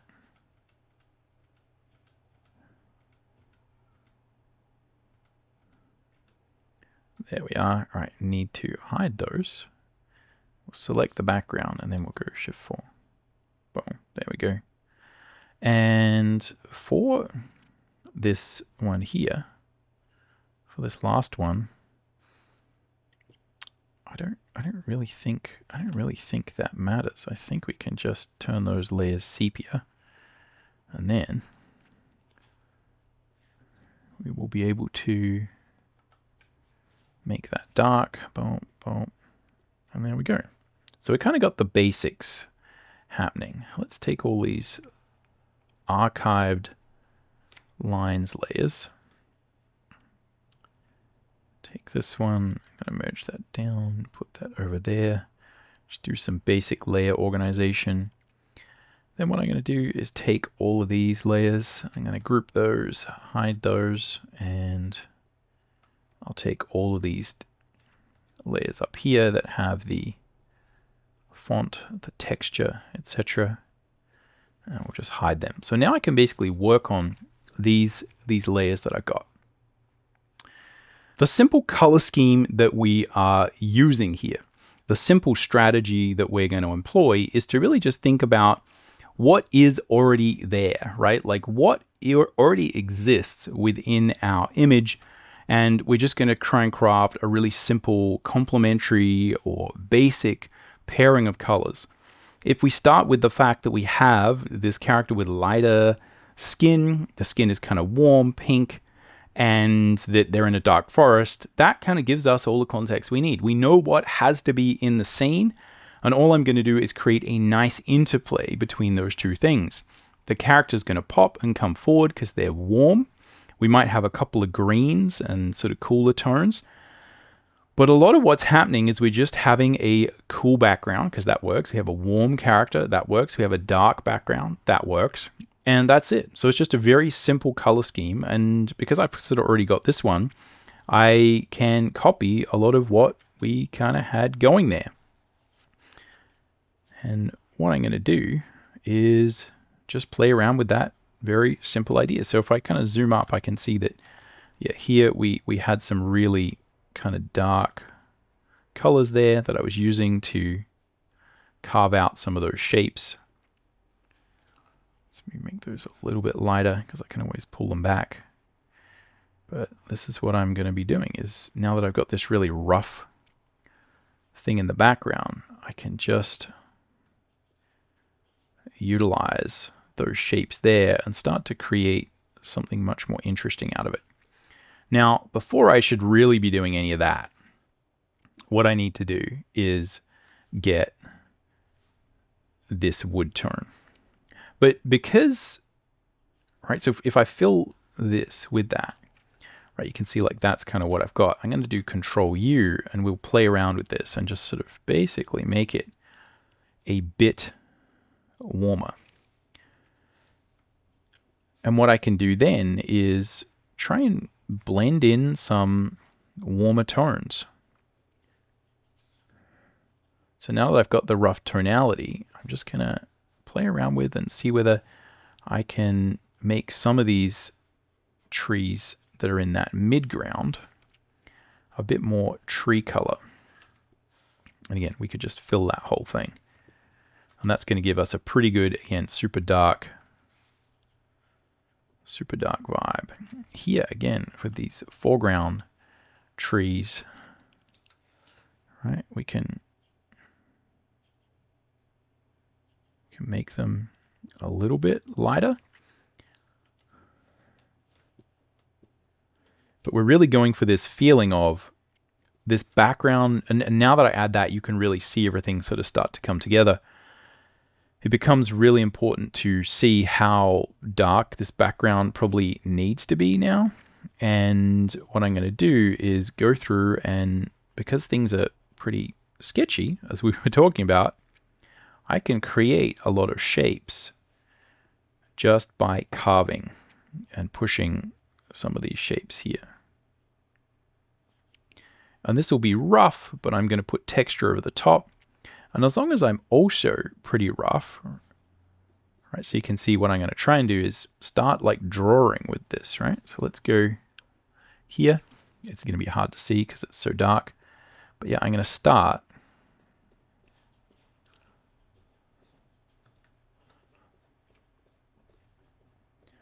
using some gestural motion to separate out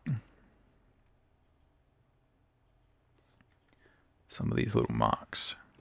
And that will make it feel less clumsy. If I go in there and I try and make sure every little bit is properly flattered and I make it really clinical, the whole thing probably isn't going to look as interesting.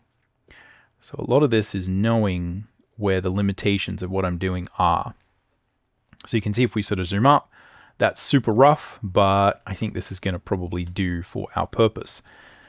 It is good to think about, okay, I'm going to get something that's much warmer here, but I'm going to hit the low opacity, and I am just going to pull out a couple of these trees.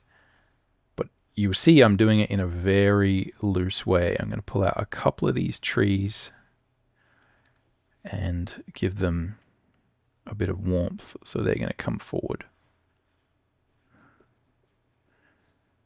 Right, and again, this is kind of semi-painting, but it's just going to give us a little bit of vibrancy there. That's all we really need to kind of make that not just look super dull and super boring. We're going to do the same thing with our background and just look at, yeah, let's add some of that kind of warmth. And I'm going to do this really rough. I'm thinking about what I'm doing as a way to add some texture and vibrancy. And I'm hoping that if I just sort of scumble around, I'll actually get more for doing less. Right? So this will look maybe more interesting than if I was to really go in there and try and render everything. Boom.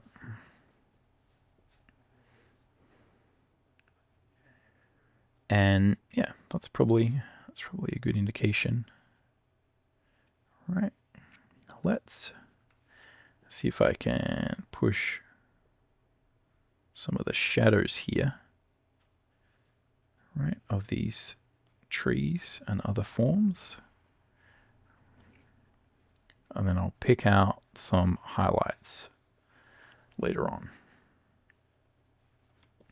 So I'm really just trying to direct the eye. Think about, where do I want focus to go?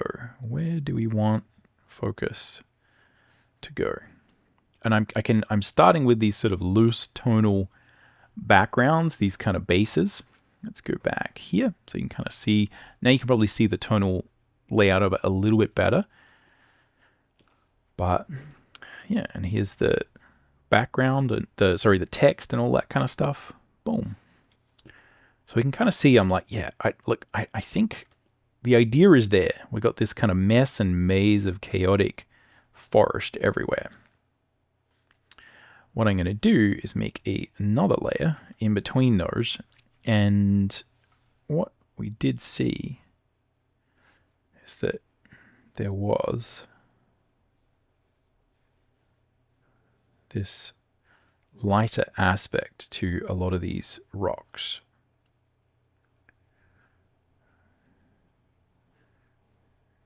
Now this looks pretty rough, but I am going to come and clean it up in a little bit. But this is just picking these out and making them a little bit more prominent. All right, so I did that with a lower opacity, and I'm going to go through and clean that up so that these shapes are much more graphic and clean. So I'm kind of working it back and forth. I'm not being super analytical with the way that I'm doing this. And that's because I'm trying to go fast. Boom. Boom, boom, boom. All right.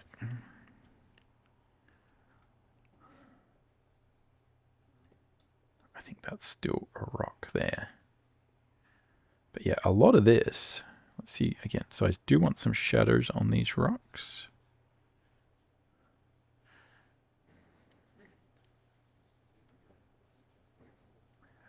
But I think this will all come together. And this is another one of those skills where if you're trying to go faster, like having a really clear picture of how much you can push and get away with in terms of being rough with your painting is really important. There is often a fine line to how a lot of these different bits and pieces will work, where you exactly have to get right the cleanness. And what you find is if I get it clean, if I get some of these little accents clean, if I kind of think about where the focal area of the background is, then yeah, a lot of it will kind of come together, and the rest of it will, no one's going to really care. So we did have a couple of areas of green. So what I'm going to do is just pick some green, which is going to be way too bright. It's going to make it a little bit lower opacity. Let's see if we can flip it to play around with some of these ideas. And yeah, I'm just going to reduce the opacity of that green and just kind of glaze it on. So we got a couple of little bits and pieces. And this might be something that just allows us to kind of draw the eye towards the main character.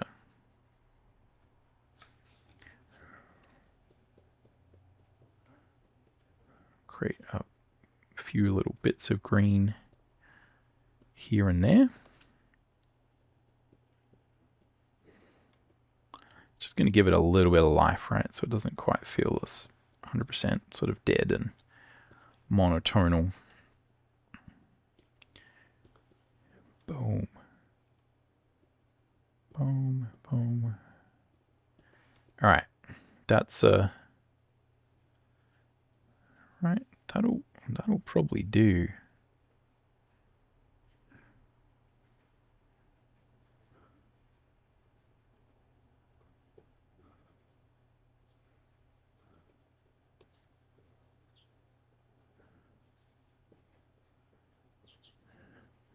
Just thinking about a bit of different tonality here.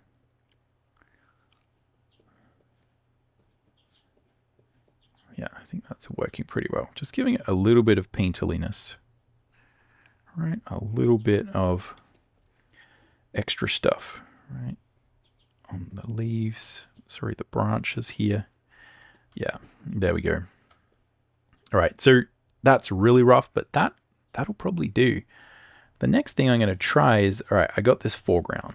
And as with a lot of these things, a lot of these different tree branches, I need to add something to this, but it's hard to know what. So I think what I'm going to do is just increase the saturation, decrease the value a little bit. Let's see what we get.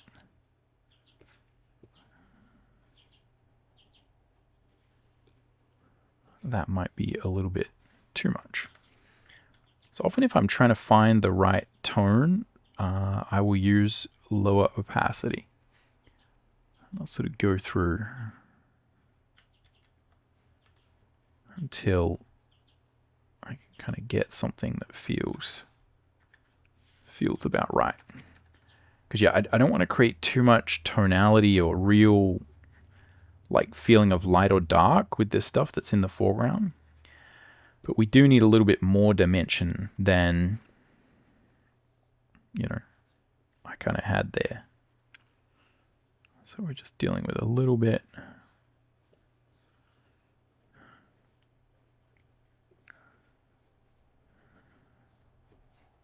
And this just means it's not going to feel 100% flat. But yeah, we're speeding along, just trying to finish this off in a reasonable amount of time. All right. Let's handle this character, and then we'll see whether we can kind of put it all together. So let's get the character there. And I can probably just go off what I had in this previous one. But let's make a separate layer for everything that's not the skin.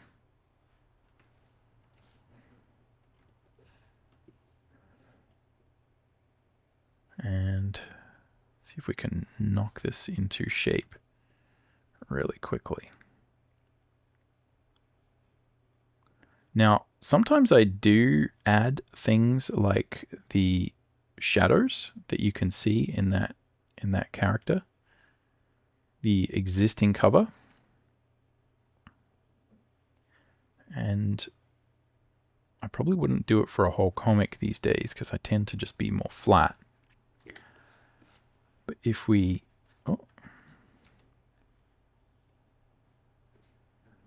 did want to do it, I feel like it's good to put a lot of the other tonality that you're going to have for a character on a separate layer.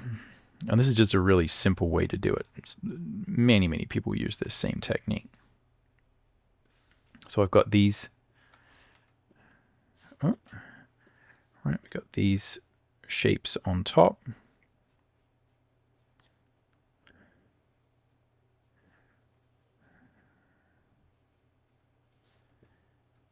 And now I can sort of lock these, more or less.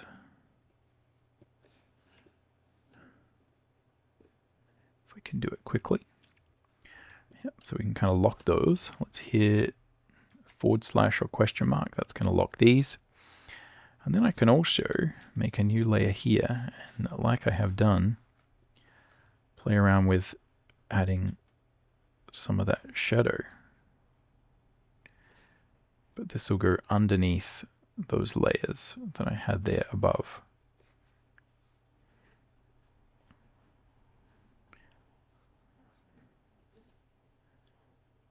All right. So we'll see whether this makes it look better or worse. But the good thing, doing these digitally, you can always just take these layers off. If it's not working, it's not a big deal.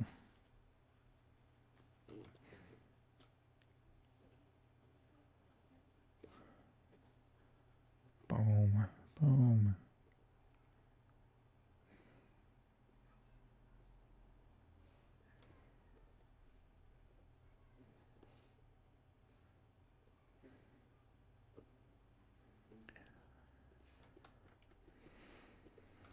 Add some simple tonality, i.e. shadow.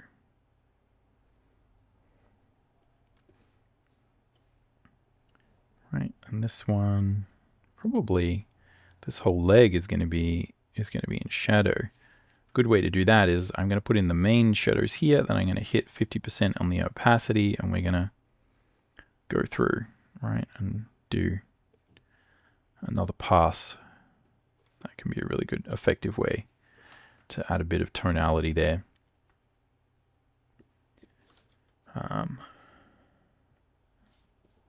Again, that might be a bit much.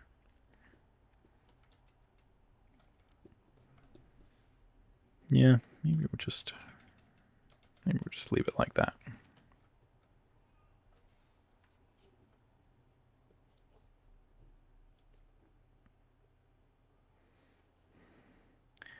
Boom. All right. So now we can look here and we can add some of those other tonal things, right? Think about making the shield a bit lighter. Right, adding some rope stuff. Again, this probably is going to be leather, not leather, not leather. And I'm sort of rushing a little bit. Let's think about eyes. Let's zoom up. Need to do that here. Boom. Cool. Let's add also the bit under his chin. Zoom out. Let's make sure this is hair color-ish. Right, let's make sure this is slightly different tone to everything else.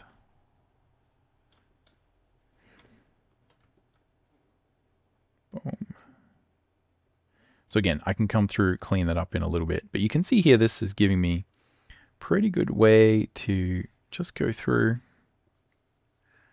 right, really define a lot of these different areas quickly And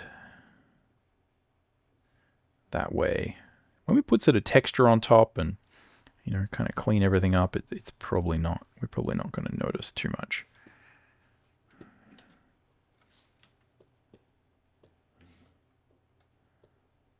Boom.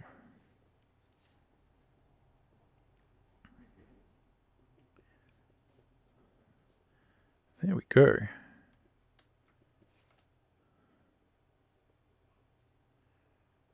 All right.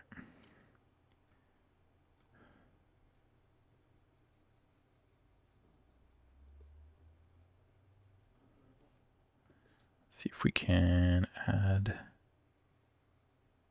Oh.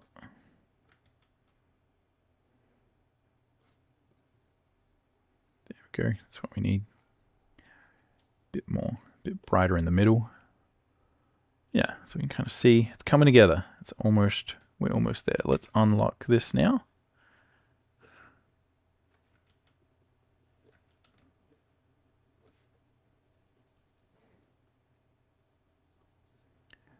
And again, some good things to try are that, like, now that I've kind of played around with this, now that I've kind of got the character most of the way there, like, often if you're really rushing or trying to make sure that you get everything sorted, what I often like to do is start adding some of those extra details that are going to be more relevant towards the end.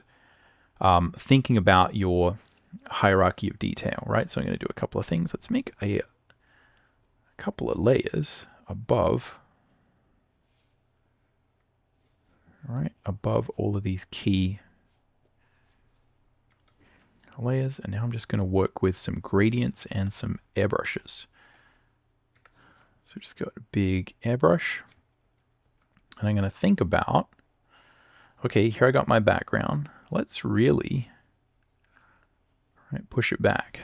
And this is where having your, oh, I'm on the wrong, need to flip that. This is where having your, right, like, instantly that makes it feel better to me. This is where having your text and those other elements can be extremely, extremely valuable, right? So I've got my text here. I think from memory, this has a slight gradient on the texture. There we go, the text. There we go. That's kind of what I need. Boom. All right. So other thing we can do is here, where I've got these. We can make that darker up there. And we could think about exactly like how dark we want everything to go. One of the best things about fancy monitors, and one of the reasons that you kind of would want to have monitors that can do really sort of high gamuts and stuff, is that it does allow you to see into these dark areas way, way better than you otherwise could. I'm going to make a layer here. I'm going to clip it to these foreground branches. All right, and really see whether I can get these to go even darker. And here, so this is where we're just tweaking, right? I'm just tweaking the tonality of all these different bits and pieces. Just trying to get it to come together, adding some subtle gradients. We can also do the same thing with our character. So now that I've got the character, right, add some gradients going up. And I can see this on many monitors, so that's why I'm always sort of looking over here, looking over there, trying to get it feeling really sort of clean. But this is going to be one of those images that probably, yeah, is so dark.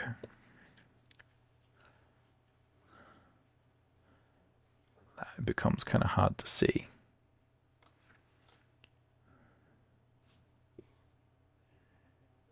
Yeah, so we really want, like, I really think you can go pretty dark with that background now.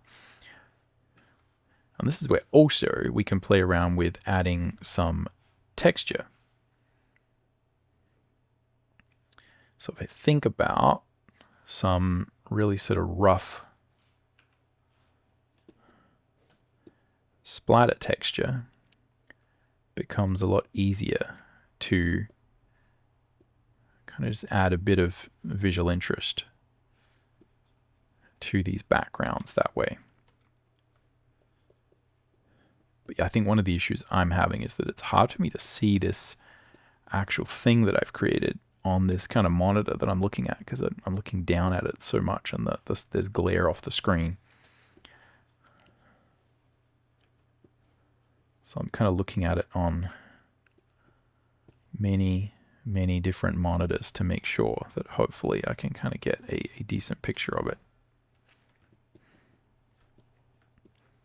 But yeah, there we go. And if we look at creating a similar thing over here, just putting a bit of extra texture.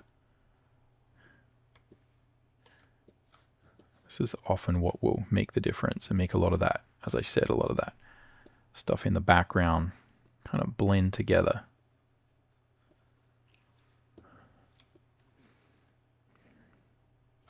Yeah, so you can see again, mostly a dark character on a dark background so far. All right, let's see if we can rescue that a little bit.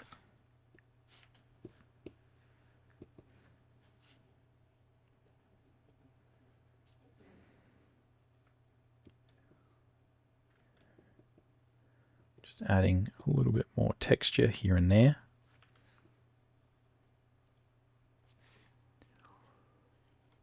And what we're going to have to do is use a lot of grading to really sort of pull the main character out. Let's get this. Right, boom.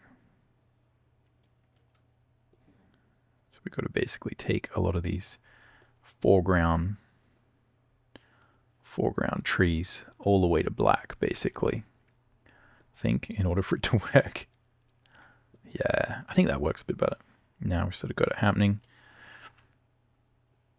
All right. So what we can play around with now is, as I said, trying to really sort of pull out some of those elements of the character and do some of that grading that we were kind of discussing. Let's take that. Let's get this, and let's see whether we can just push a lot of it together.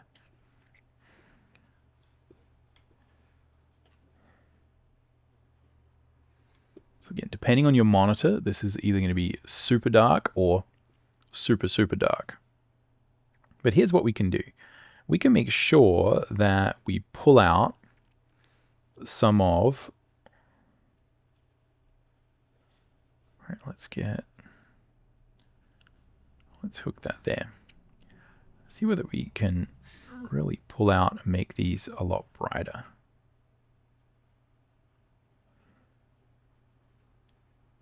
And what I'm going to do is select color range, which is a very simple sort of trick in Photoshop. And I need to select that. Select color range. All right. And this, let's make that a little bit more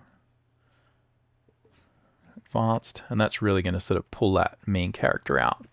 So you can see there, again, that's made a fairly big difference in terms of sort of pulling out, and creating some contrasting elements. The other thing we can really do is start to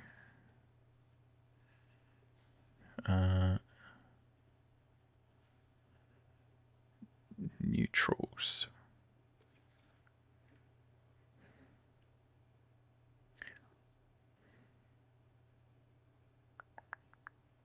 We can try and push some of the yellow, push some of the magenta.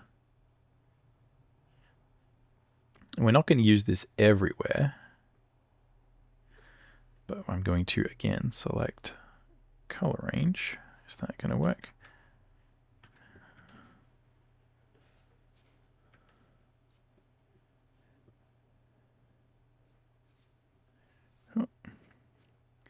Select color range, and we'll use that same guide, right? So it's going to take those same areas that it sort of made bright. Although I think I'm going to do it here to really just kind of push that skin. And then duplicate it again, right? Because we really want to push the warmth. Select color range, and this time we can make sure it's selecting a slightly broader range as well.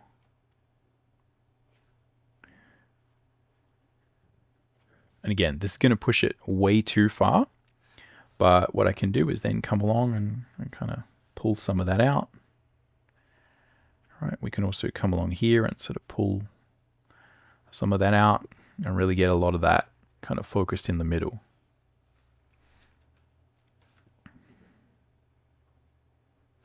So we can see now the character is really kind of popping out way more. Can tweak, pull that back.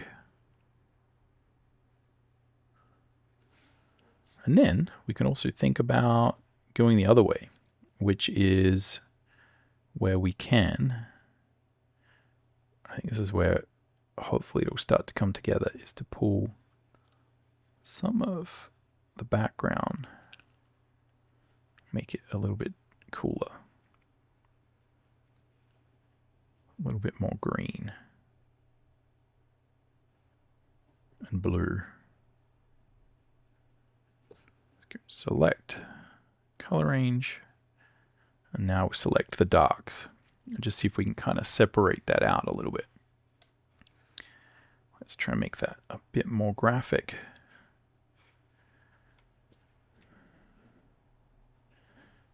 So yeah, there we go.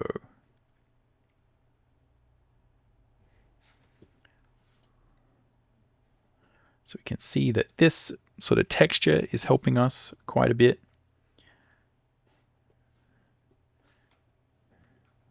Boom.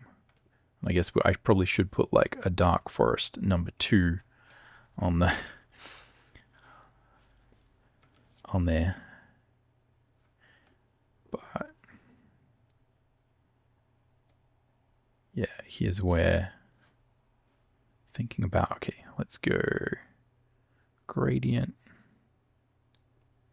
right? Classic, basics. We just want our transparency to going to transparency, so we can make this like a lot darker towards the top. Then what I'll do is select my character. We will erase that gradient from there. So yeah, you can see now the darkness I feel like is really kind of working. And it is a bit of like a, you know, like super simple cover, right? It's black cover with a sort of light character. This would not print well, right? Like this would not be something that I would recommend anyone do for actually a print cover, because I think what we'd kind of find is, yeah, it would be a little bit of a mess. But for this, I think it works pretty well. Now again, a lot of it is going to depend on what your monitor's like in terms of how much of that darkness you can see, how interesting that appears.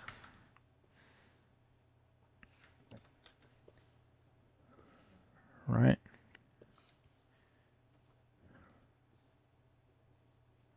Just going to take that, put some of that gradient in there, take it back. Let's look at adjusting and tweaking the tree behind. See if we can kind of push that back as well.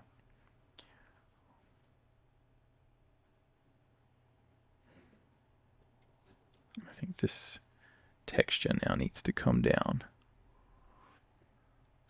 Yeah, so again, if we kind of zoom out, right, you can sort of see the vibe, which is that, you know, this looks very sort of dark, looks very intense. There's a lot of stuff going everywhere. And, you know, I've kind of drawn, I think one of the things that the problem is we're sort of losing some of that foreground. So what I might do is try and look at separating out some of that now that we kind of have it.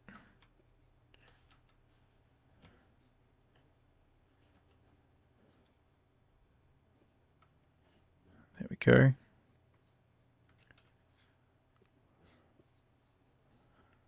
See whether we can add a little bit of creepy atmosphere.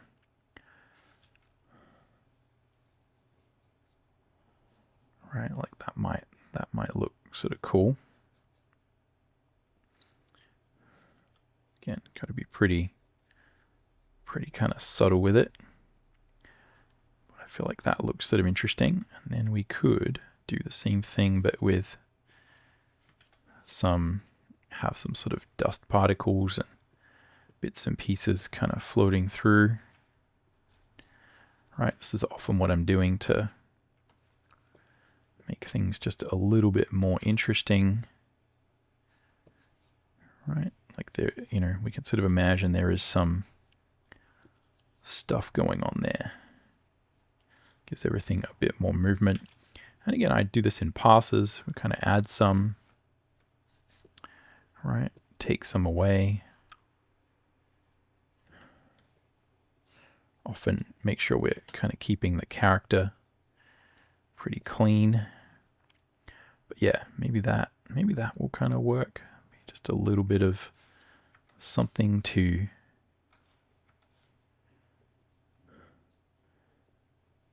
add more drama. So I'm just going to do, again, another sort of pass of that over the top. Get rid of most of it. And these are just adding little bits of texture, right, kind of as we go.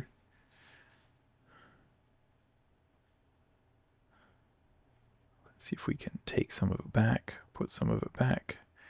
Does that help? Does that hinder? How much of it do we really need?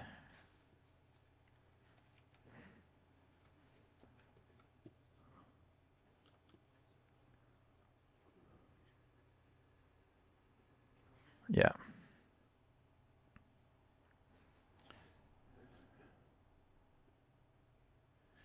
Cool. Then we can think about some other sort of basic gradients now that we've sort of got that. Like, is this helping us now that we want this sort of gradient up here? Maybe I could delete some of that. Boom. Yeah, I feel like that's working pretty well. All right, now we also have some of this texture, and I think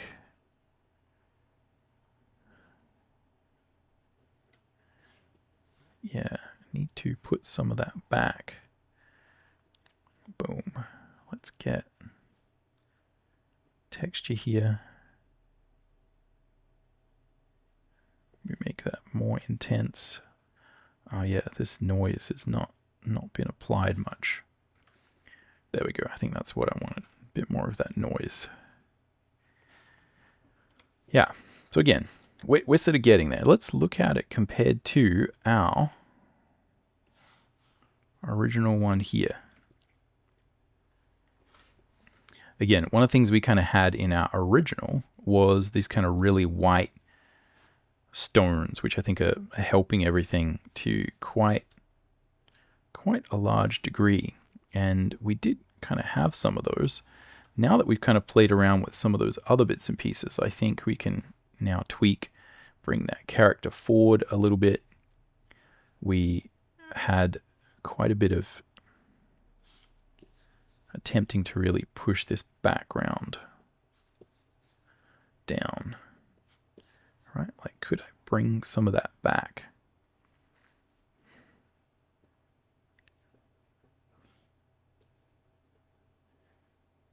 Yeah, just tweaking, playing around. And I think that, again, like the point here is that any stage you could probably kind of leave this where it was, I think it would be working pretty well. Yeah, I think that's still probably going to be where we need to be.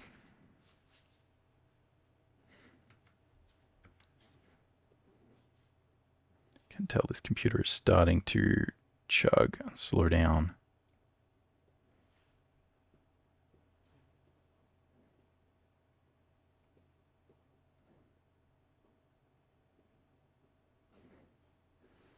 All right.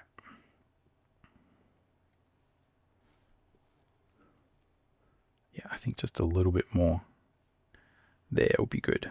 And now what we can try and do is maybe pick out some of those stones or other sort of elements, right? Let's sort of bring up.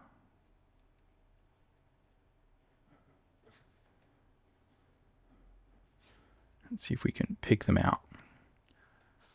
And we don't want all of that, but I feel like just some of that down there will be useful. So let's go OK. And what we're basically going to do is get rid of everything that's doing up top, but kind of leave some of what it's doing down there. And yeah, I think we're getting towards the end of where we can keep playing around with it.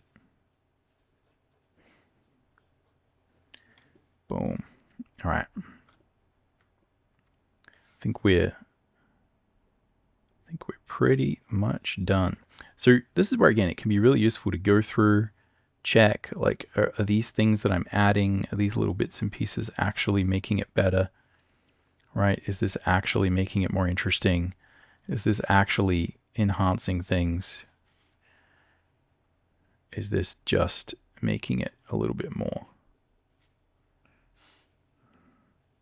Right, I'm like, yeah, probably adding a bit of that dimension will be useful.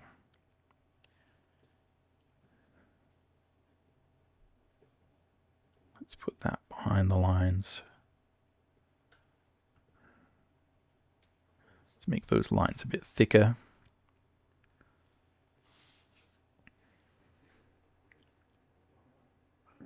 Yeah. All right. Let's leave it there.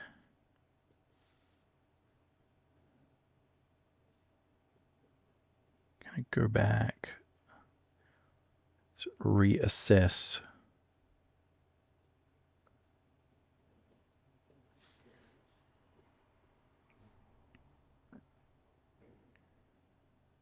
Go some of these.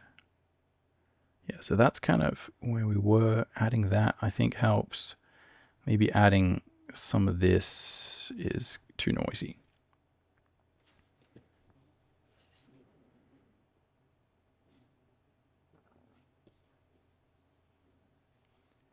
Adding this, maybe.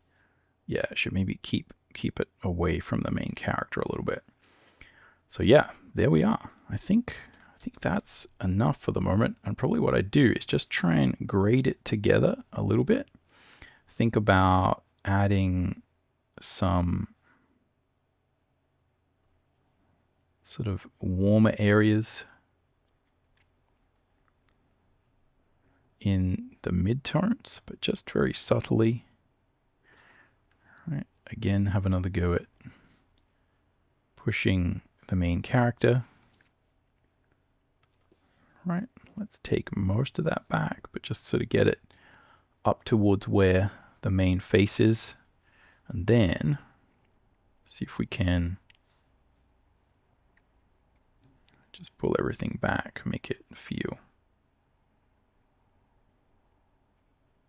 yeah, a bit more cohesive. Just make everything a bit more green, a bit more blue. And what I'll do is just take that one. Yes, but we will invert it. So it's kind of exactly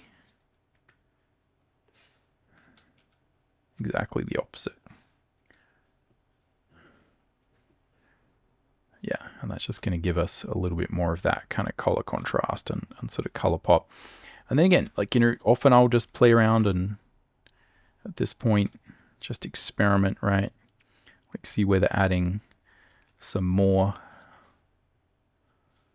like color gradients and things will help, will make it more interesting. Again, like, is it going to help to give a bit more color variation?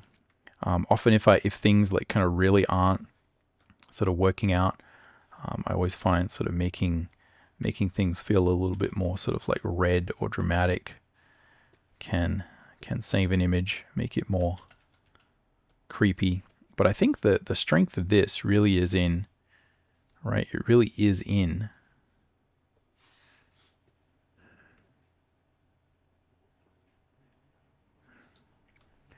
see again, that's kind of interesting. Just a little bit of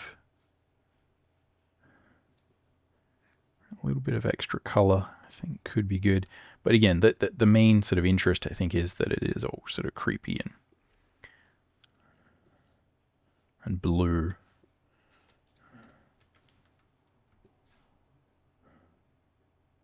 Again, could we think about some blue overlay as kind of helping? It's probably going to make things too creepy.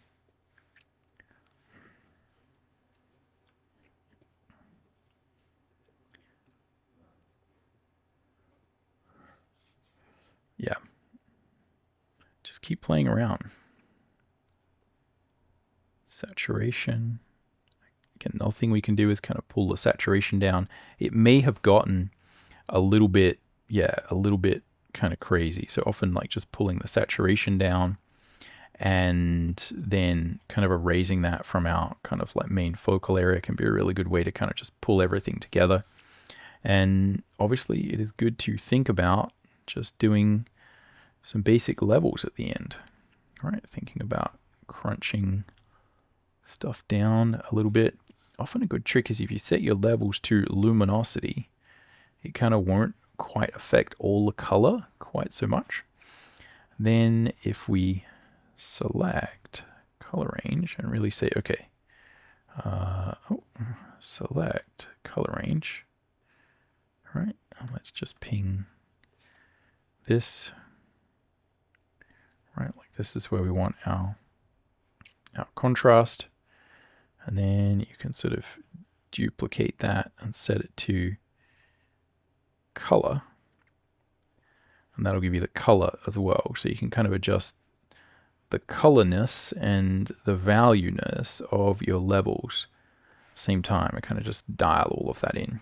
So often just playing around with those little bits and pieces can be sort of useful. Again, we're still looking at something that's pretty rough. We're only spending a couple of hours on this. Let's see, just toning this back a little bit. Right, homogenizing some of these things. That kind of final pass might be good. Very easy when you're doing all this kind of color adjustment to kind of push it all around and kind of lose some of your focus.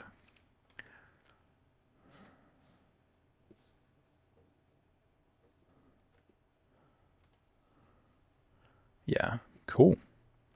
All right, I think we're pretty much done with this. Again, it's a little bit more contrasty. It's a little bit more of like a weird image. It's a long way to go to have what is essentially just a pile of dark. But it's often those little bits of dark in the middle that will kind of really make a difference. Because you kind of have this feeling of complexity, this feeling of sort of chaos, this feeling of all these different bits and pieces. It's like there's definitely something there. And it's often that really makes the difference. So I think we are at the end of this particular demo. I kind of like the first image that I did a little bit more. I feel like maybe we sort of pushed this one contrast wise a little bit, but I still think that kind of turned out pretty well. Again, it's fun to do the work, keep iterating. If you want to learn a little bit more about what I was doing when it comes to some of that structure, especially the face, you can check out this video on how we can draw characters using the Loomis method, but how professional artists do it goes into a lot more detail about how I was using it here, using the centerline and the brow ridge.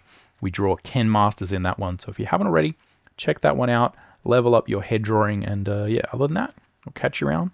Happy drawing.